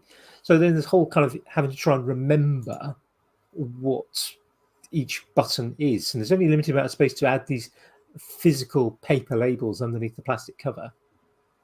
Yeah, and you sort of try and remember. Which is, I was quite fancy the idea of something like an Elegoo Stream Deck where you can actually have, it's a little OLED. So as you change the software, each one changes. So this is what I was literally just about to talk about. Back in 2007, Art Lab Dev Studio, I probably butchered the name, but they did the Optimus Maximus keyboard, and that was a full 102 keyboard layout with OLED keys. Nice. And it was colossally expensive. It was kind of an art project that was then turned into a thing, but it was a full. Well, I was going to say a QWERTY keyboard, but it could be whatever the hell you wanted it to be. Yeah. But that was exactly that, because every single key, the legend was just an OLED screen. It meant that you could fire up Photoshop and it would change the whole display of all the legends on the keyboard to then the Photoshop commands. And that was an entire keyboard of it. That'd be fantastic. It was something like 1,600 quid or some colossal amount of money when they first announced it. and it's it's no longer available, but just have a look at it. It's such a really cool interface. The whole idea behind it, and of course now it is basically what Stream Deck is, of being that, but on a macro version. Yeah, or Loop Deck. Yeah, but having that familiarity with, if you're doing the same thing day in day out. So, for example, I used to use Excel and Word and PowerPoint a lot. Generally most schools use either the Microsoft Suite or Google Suite. And certainly if you go back a few years, it was mostly Microsoft Suite. So I've been very familiar with those packages. Yet I hardly ever use Publisher.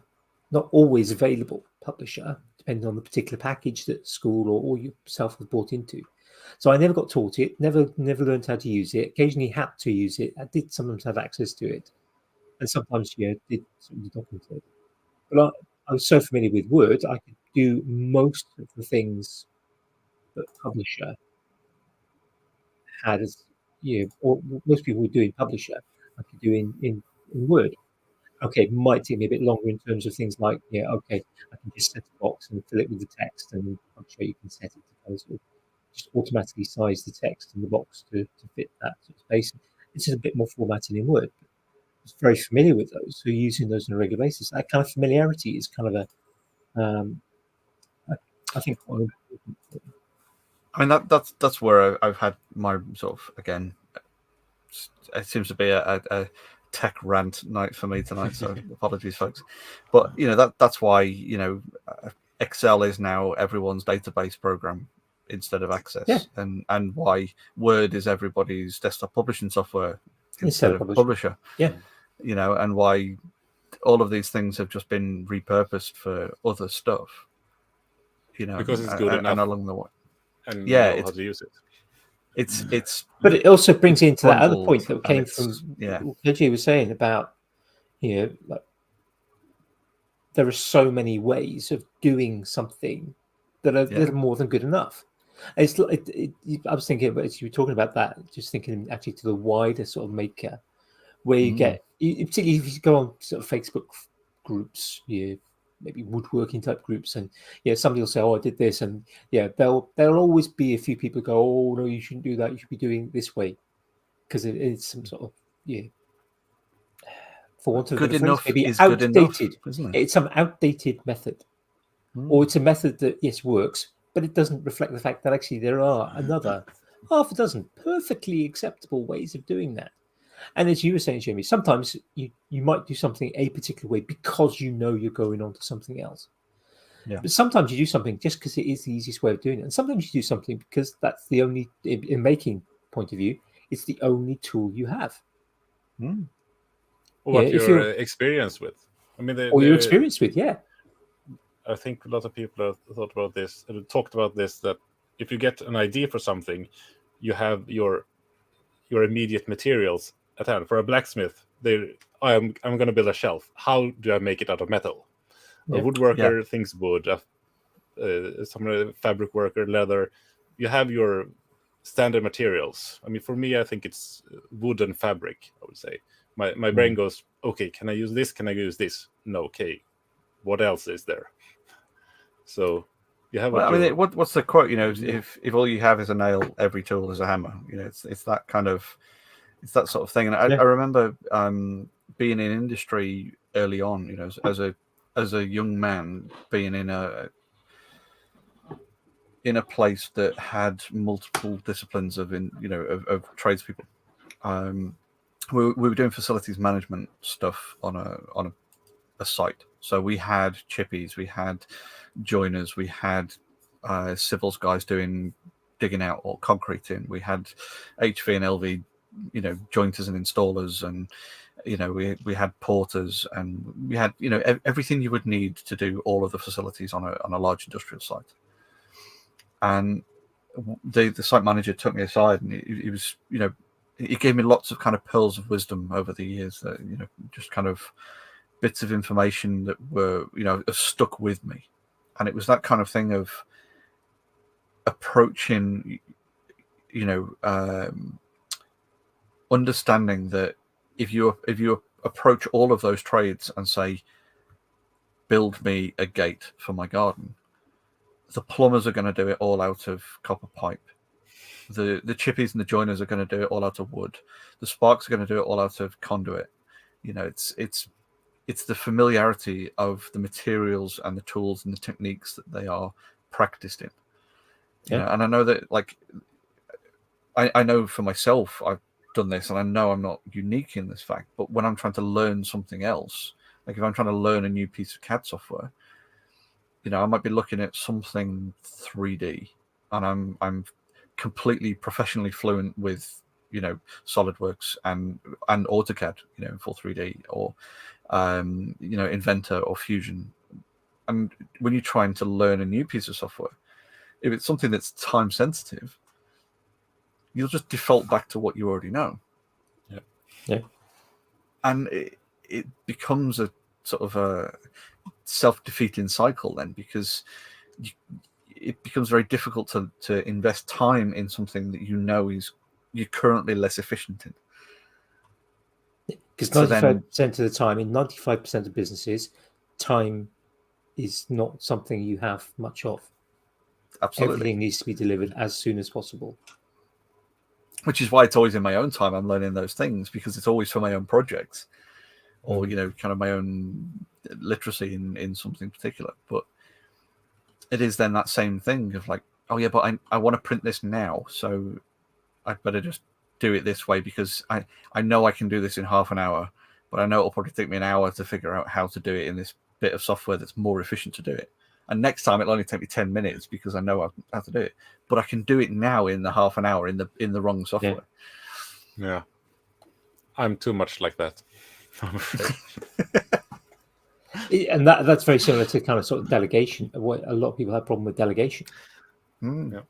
Yeah. Yes, there's somebody else that could do this, and based on my pay scale, I should not be doing it, but I know how to do it and they don't. It's going to take me twice as long to teach them how to do it than to do it myself. Yeah. You're describing far too much of me right now. I was going to say that's my last week at work has been that. But it's a classic thing that affects a lot of people, I think. And it's definitely. But I think with the maker community, it's interesting kind of to see where there's kind of where you get people going, oh yeah, that's a you get those people who go, yeah, I don't do wood, I do metal, but yeah, that's a good solution. I don't do metal, go do wood, yeah, that's a good solution, even though it's in metal, whatever. Or people who kind of go, oh yeah, like we did there with that metal. Now I can't weld metal, but I can do something similar. I like the kind of the structure you did there, but I can do that in wood, and you get those kind of cross inspirations. And that is so good to see, and also showing the kind of the mixed material makers with those different opportunities to kind of combine things. And I hate it when you kind of really dislike it when you get people who kind of go, oh, you can't do it in my day, you have to do it this way. And a time served joiner would do this, and if you're not cutting your dovetails by hand, with a chisel that you sharpened on the skin taken off a kangaroo only in the northern states of Australia. And if you're not napping your own flint to hollow out that log, if you get that kind of gatekeeping of this is the only way of doing it. It's like no, it's I'm going to use if I want to just build if I want to build a bit of furniture for my workshop, and I just want it built so I can get on with making other things, I'm going to use pocket holes, or I'm going to use butt joints, and I'm just going to glue and screw, or I might even bother with the glue because I just want to be able to take it apart at some point in the future and screw enough to get it done and hold together. And I'm not going to dovetail all the joints or kind of through tenons with a. It's like, but I've got nothing. If somebody wants to kind of go, I'm building a workshop and I'm going to have dovetails on every part of every drawer, and I'm going to carve. Crack on, good for you. Crack on and do Go it. for it. It's great. Yeah, but I wish I had that kind of time. Yeah. I think that's the thing, isn't it? If someone wants to do something the long way or the right way or the old way or whatever, then fair enough. Keep it, you do that.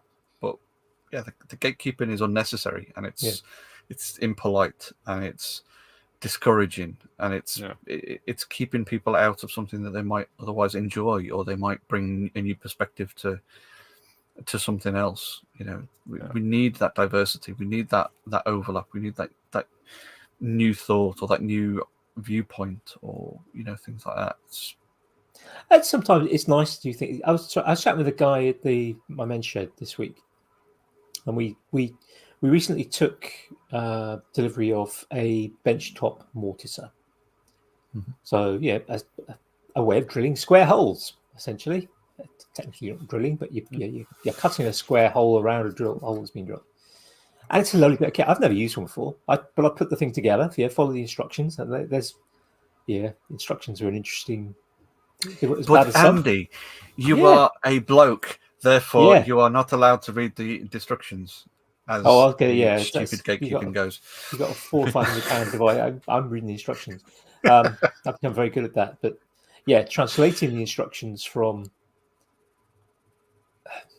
They weren't pidgin English. It wasn't as bad as some, but it was just like, okay, you've told me to assemble this thing. It's clear which bolts you use because there are different sizes. So one bit could only take the larger 4, and there were 4 holes. Was it a little bit like the rest of the fucking owl? Yeah, maybe. But it was like, okay, you've mentioned obviously bolts in it, but there seems to be a variety of washers that you do not mention at any point. Do you want them underneath, through the cab head? Is it below the bolt? Where did it go on this particular one? And if it wasn't for experience in kind of putting things together, it was like, could be a real struggle for someone. But anyway, I was chatting to one of the guys who sort of, what's this machine? And let's talk about this machine. Yeah, it's a nice bit of kit, and it's been nice to learn how to use it.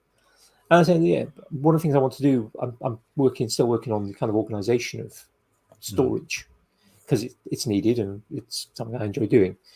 But I was saying, look, when I've done all this organization and that's sorted, and we've got some bit of building taking place in the place as well, and when that's done, one of the first making projects I want to do there is just to make up some test pieces of different joints, because I've never done any proper joinery. I've done little bits, but I've never really done proper joinery. Yeah, I'm ignoring things like half flap joints and whatever, because they're fairly basic. But I've never fancy stuff. I've never cut for it dovetails. I've never cut proper mortise and tenons, and particularly none of the kind of little varieties of it. Never done castle joints. There's hundreds of joints, and it's like, I just want to make up a bunch of test pieces. Just take some bits of wood, make up these pieces, and we'll just put them on the wall on display or something. I don't really have an intent to make any furniture. Maybe one day, I don't know. Maybe I will, but it's not something I desperately want to make a new dining table, or desperately want to make a coffee table.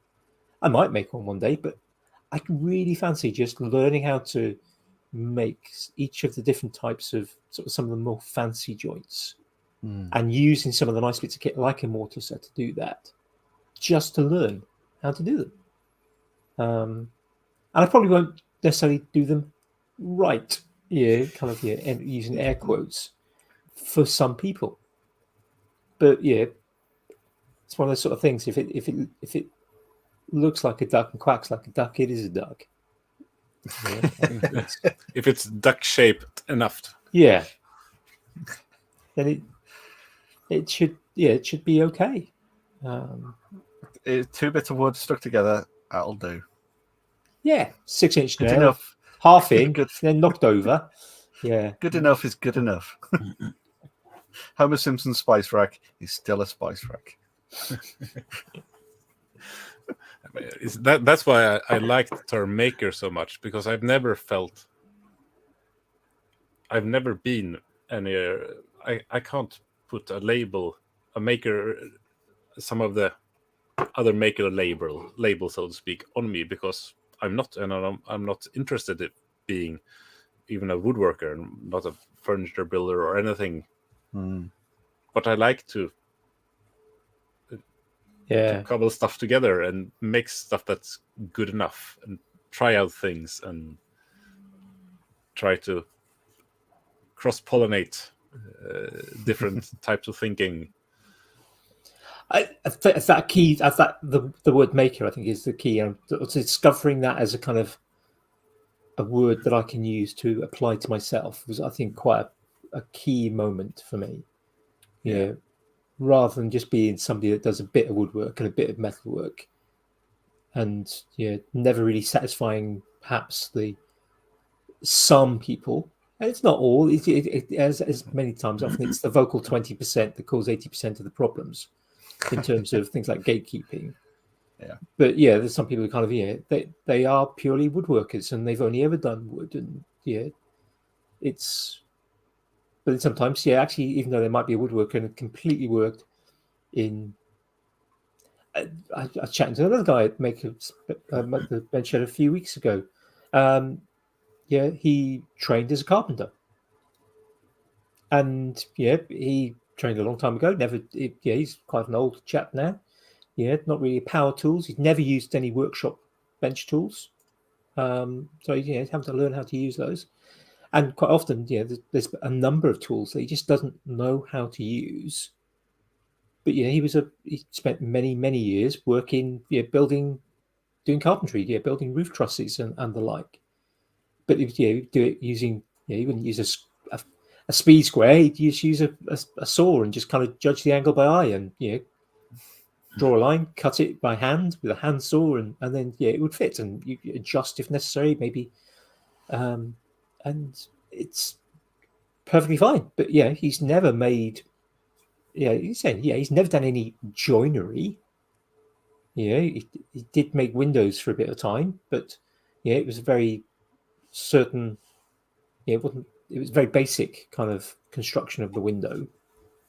Not necessarily something you do. And if you could work in a window factory, a wooden window factory, and if all you're using is spindle molders to cut the sort of joints and everything, you might not necessarily know how to do it in a small garage-based workshop without the use of a spindle molder. I mean, now we just use glass for windows because it's more efficient to look through. I walked into that one. Yeah. Sorry, I know I'm a pain. I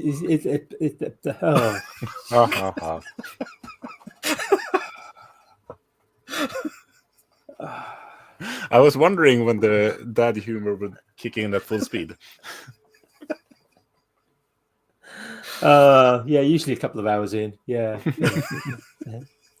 And obviously, we need to be aware, actually, that you're, of course, an hour ahead of us, being in Sweden. So, it's already tomorrow. Yeah. They're probably time to do introductions, really. I was going to say, don't tell me we're getting towards an introduction.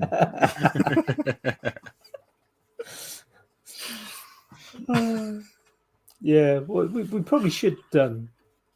We probably should start thinking about attention grabbers, and things that have been grabbing our attentions.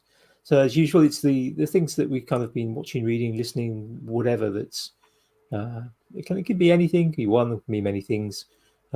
It's kind of, it can be just gone or coming towards. So it doesn't really matter. But I normally guess first. I know already KJ's already prepared because he's, I think, the first guest to send me the list of attention grabbers up front. That is beautiful.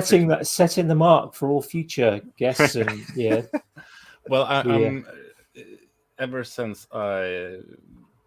basically since I left school and became a real adult, I've been very much doing things a lot ahead of time.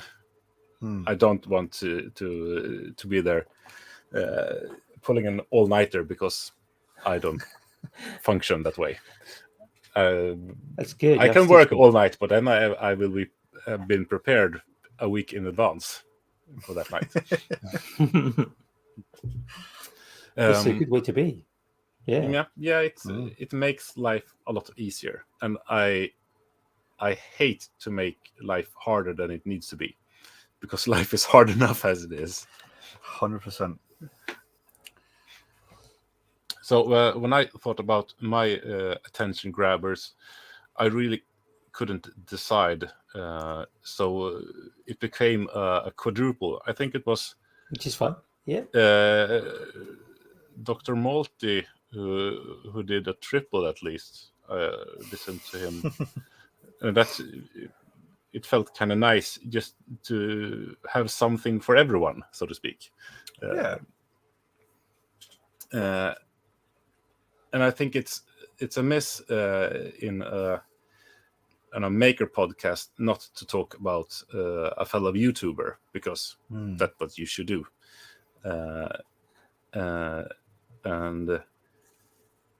And one that's continuously grabs my attention in the way that when he publishes something, it goes to the top of my watch later list, so to speak. Like a lot of people in our community, but this one is a little outside, and it's Fix It Fingers, an Australian bloke called James, works out of a small one-car garage that he actually keeps his car in as well. So he's very minimalistic in his setup, but he makes it work. And it's one of those charming Aussie blokes. And he recently got a table saw for the first time. So that's going to be interesting seeing how he develops his style, since he up to now has been well, I'm a woodworker, but I don't have a table saw crew. But now he has a table saw. So let's see how that changes how he does things. So all solutions now may involve the table saw. Yeah. Yeah, probably. It's a very versatile piece of kit.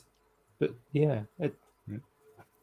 There could be an interesting discussion. At some point, we must get Peter Millard on, because he's not a table saw type of guy. He uses kind of MFT Festool table kind of. Well, he just has an upside down. It's like an inverted table saw, isn't it? Essentially, he leaves the workpiece there and moves still, and then you move the table saw. Yeah.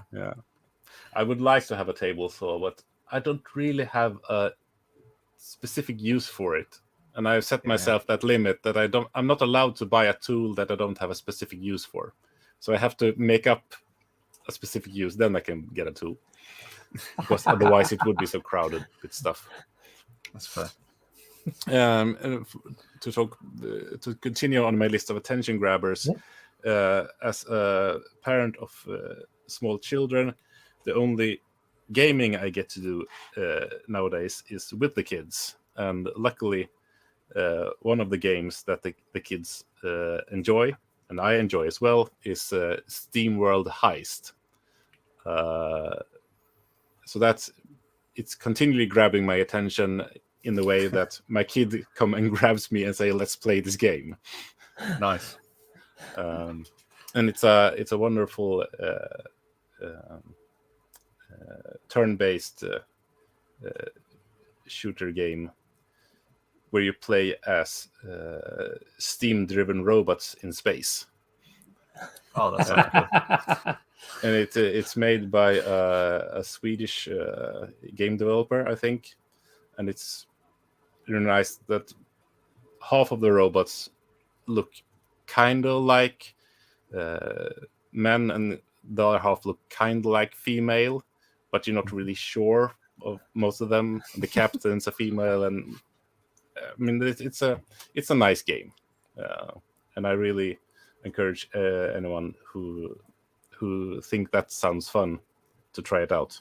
And it's available on the Switch as well, like every good game should be. Agreed. What was next on the list? A book, because I'm a bookworm, and if I get an opportunity, I should always recommend a book. And one that keeps coming back to me, to grabbing for my attention, so to speak, is Escaping Exodus by Nicky Drayden. And it's what you would call flesh sci-fi. It's about a civilization of people living inside a space-dwelling behemoth animal going through. Nice. One of the characters, I think, works in the arteries. So then they have to count to know when the next heartbeat comes, so they know when to grab on, not to be flushed away. That kind of thing. And they mine out spaces in the bones, and just to keep it warm and nice, they trick the being into having a constant fever. So it's and that kind of thing. Okay. But in that way, they're making the lifespan of the creature much shorter because they're pushing it so hard. So then they have to get onto another creature.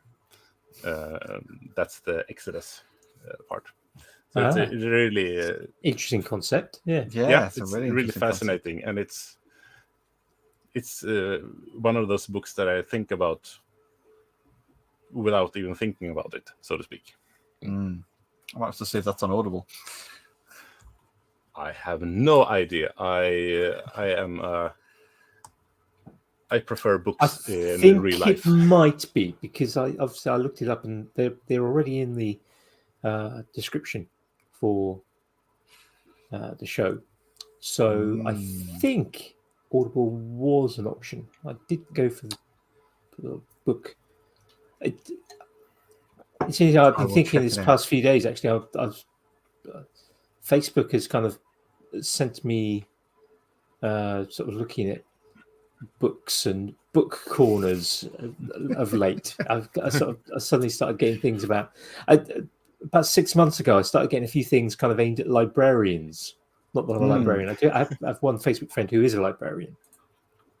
I started getting things about books, and it just keeps sending me more stuff about books and reading groups and things like that. And it's kind of, I'm hoping next year I'm going to try and set myself a target to read more fiction. We're going to start. We've actually sort of decided there's only going to be 3 of us here at Christmas, New Year's, Christmas Eve, and Christmas Day, Boxing Day, a few days, and we've actually sort of decided for Christmas Eve we'll get to the stage now. Our kids are older, and we're kind of going to start a few new traditions, because we've had a variety of traditions with the kids, but we've kind of decided, which I kind of pushed, that we're going to have an Icelandic style, a Scandinavian, I believe, style sort of Christmas Eve, along the lines of we're going to have the evening is going to be spent with a log fire, some books, and chocolate, and we're going to kind of just spend the evening reading. Yeah, we're each going to. Yeah, we kind of sort of decided. I don't need any new books. I'm still reading Seven Eves. It's been on my bedside table. I literally have a pile of books on my bedside table, because I shifted the other day, which is about 18 inches, 40 centimeters tall, which is my kind of current to read list. Some of which are fiction, some of which aren't.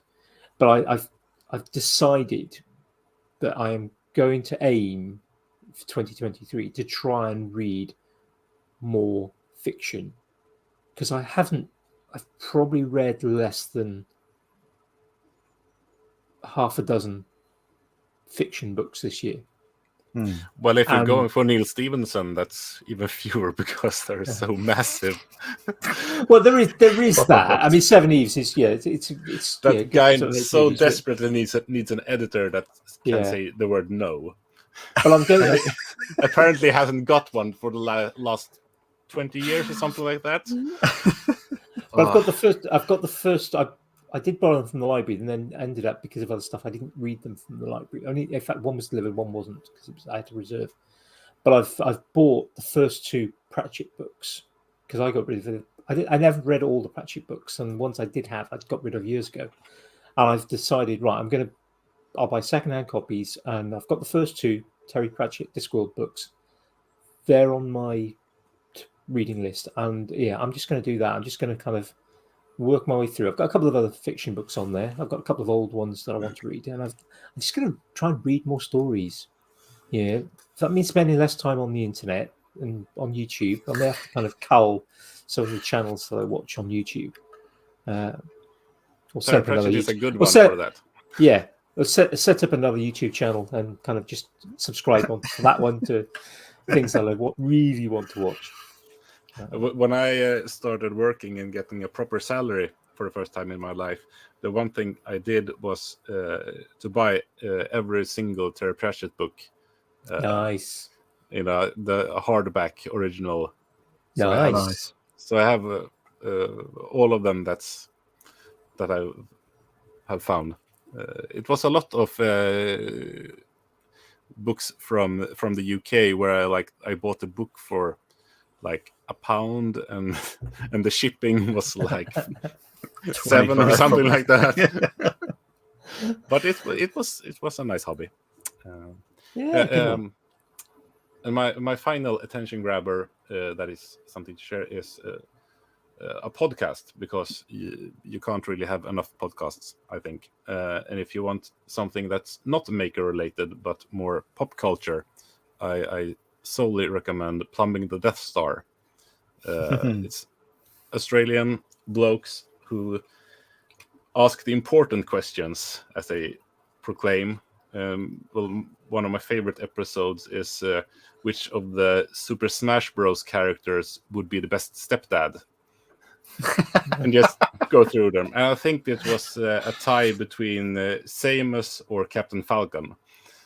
And, Wario, I think, was the worst one. I would definitely have Samus Aran as my stepdad, because she's absolutely awesome. I think that would be a good one. And I can add on a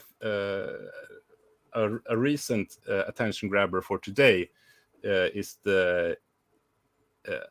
I think of it as the treasure trade knockoff of YouTube Maker Secret Santa. Yes. They had Kids Invent stuff, and Jimmy DeResta was in it this year, and nice. I'm working through the videos, and it's it's interesting to see how they do it. Yeah, they've been doing that for a couple of years now, because you've got Yeah. people like Kids Invent Stuff, Cyber Fox, Foxin, Colin Colin Furs, James Bruton, Bruton, Hacksmith, they're all yeah. Plus Jimmy DeResta. Stephanie's done it in the past. I don't know if she did it this year. Yeah. No, this old Tony in it this year. Yes, he's done it. Done it last year as well. Yeah. Yeah. There's a couple of others. Computer in it as well, I think. It's been a few over the years, isn't there? Yeah, there's quite a kind of a group that have kind of done other stuff together as well, and yeah, that's been good. Yeah, I've got them queued looking up, forward to them, ready to sort of watch. Yeah, that is a good one. I think there's a playlist for it. Yeah, they usually do. Yeah, I'll link the playlist if I can. Jamie, what's been grabbing your attention? Mine has been a very fun and interesting weekend. I've been down to France to see our good friend Steve House off of the Fields of Tools podcast. And then we went across to see Duncan from Little Hobby Shop, our good friend Duncan, and went to see the Make Gosport makerspace there, which is phenomenal. It's a really awesome space. And then I dragged the two of them across to my good friends Jay and Shelly from Leather Designs Ltd, who are hopefully going to be future guests. But they are the people who got me into leatherwork, and they hosted a little Christmas party. So a little bit of networking and just hanging out with some wonderful people with some really ridiculously delicious food. So we were all very, very full and very, very just comatose with log fire in this big barn with just we were all ready for a nap. But yeah, it's been a really, really delightful weekend with some wonderful people. Cool. So yeah, that's been me. So exhausted, but basically got back in time to kind of throw some food down my neck before the podcast. That's about it. Good time. So that's why you've been looking sleepy. Very much so, yeah. How about you, Andy? So good job on the rundown now to the end of the episode and not kind of queuing up for another couple of hours. Yeah. This week been a bit of a week. I finally finished. Apologies to my receiver, but I finally finished my Full Tools treasure trade trinket trade. Does this mean you've now also opened your? Which means I did have opened the receiving, yeah, because I received quite a few weeks ago, but didn't open it once I realised what it was, because it wasn't labelled on the outside as Full Tools treasure trade. So once I kind of opened it up and sort of realised what it was, because I kind of wasn't expecting anything, so I kind of started opening it, and then like, oh right, okay, there's something in here. I saw my name and I thought, right, this must be treasure trade thing. Right, close it up until I got the rest of it done, because I was just like sort of trying to guilt trip myself into getting the other one finished. So that was done, got sent off, and is in the hands of Royal Mail. But hopefully, it should arrive tomorrow. It should. I was kind of hoping it would arrive Saturday, but I think the receiver, not the receiver, the post office person. I think mine arrived today as well. Yeah. Or I think mine arrived yesterday while I wasn't here. Yeah. Well, mine's not to you, as you already know. Yes. I made some. A previous client of mine asked for some Christmas ornament, so I kind of made some Christmas ornaments for them. So they've been a good client. So even though it's kind of again last minute type thing, it was like, see what I can do. So I managed to sort of do that for them. They were very pleased when they got them. Other than that, kind of watched a couple of films last night. Don't often watch films. But I watched Wonder Woman 88 or WW 88, not 88, 84. So I watched that. That was mostly okay. Quite like the cameo with Linda Carter at the end, because she was kind of the Wonder Woman that I grew up with. Not actually grew up with, because that would have been wonderful, but also slightly weird. But as in, yeah, she was the Wonder Woman that kind of, that I knew you watched on when TV. You were well, I watched and pick your words, Andy. Yeah, I'm moving. And then I kind of sort of I was not sleepy after that, so I kind of watched Samaritan, the Stallone thing. Quite liked it. It's basically on kind of sort of comic book style sort of thing. So it's. But I won't give away why I particularly liked it. But it was a good film. Like for a Stallone film, not the best of actors, but it was nice. Well, I say nice film. It was blooming violent, even though it's a 12. There was a lot of violence, and a bit more than just comic book. Yeah, there was some serious. But yeah, it was kind of the ideal thing to just have on, doing other things at the same time as well. Yeah, it was quite watchable. Nice. I'd recommend if you like kind of comic book DC style sort of films. Both of them, they were. Wonder Woman's very interesting kind of DC. Yeah, let's not get down the DC MCU sort of discussion on things. Yeah, well, we'll leave that one. It's comic book stuff. Interesting. Yeah, she actually is flying without actually having a plane. Yeah, of course. Yeah, but then she is kind of supposedly kind of godlike, or goddess-like. I don't know. Before that gets downhill. Yeah. Okay. Where can people find you? Yeah. Where can people find me? Crude but Efficient is the handle on both YouTube and Instagram. That's basically the only place. Maybe if at times I log into the Full Tools Facebook group, but I'm very rarely on Facebook nowadays. So don't use it as a group now. Yeah, it seems so reasonable. Yeah, Of course, if people find you on Instagram, they can see the kind of the work that you've been doing with Kev Sharkey for kind of November. Yes, happening there. It's Kev's charm roped me in 3 years ago, and now I have for 1 month of the year pretending to live in Ireland so I can join his team and raise money and awareness and shave silly stashes. It's a good cause.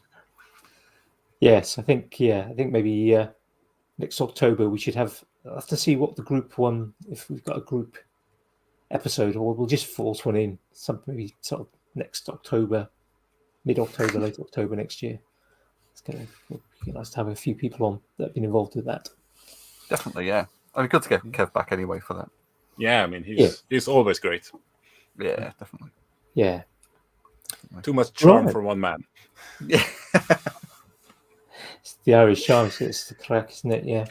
Yeah. All right. Well, on that note, we shall thank you so much for joining us. Thank you very much. Yeah. Thank you for having me. It's been a pleasure. Yeah, likewise. It's been nice to chat. Hopefully, you coming over for Maker Central this year?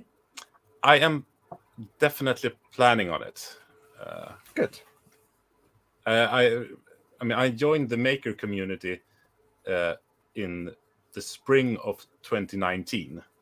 And one of the first things that I noticed, everyone's talking about going somewhere, Maker what? I don't understand what is this thing? And I kind of realized what it was just when it was like over.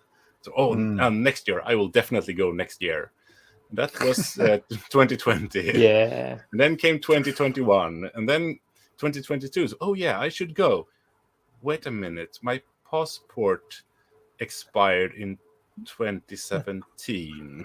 And then the queues for getting a new passport were like 2 months or something like that. So I actually got my passport like the Thursday before Maker Central, and it was quite a bit late booking plane tickets and reserving hotels and at that time.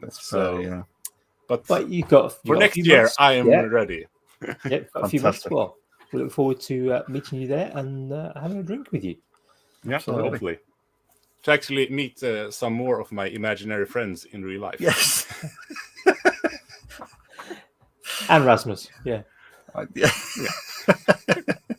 We'll see about that. in the outer net. Exactly. On that note, let's go say goodbye to the audience and the people listening. And, thank you very much, folks. We'll not see you next week, folks, because we we're going won't. to take a couple of weeks off for Christmas Day and have New Year's Eve. A break. New Year's Day. Yes. New Year's Day. It'll be New Year's Eve, won't it? Oh, no, New Year's Day. Christmas Day and New Year's Day are the next two. Yeah. We're taking the bank holidays. We'll see for the rest of the year. Yeah. We'll see you all next year. Yeah, exactly. Right. I'll click the button, Andy. Come on. Bye.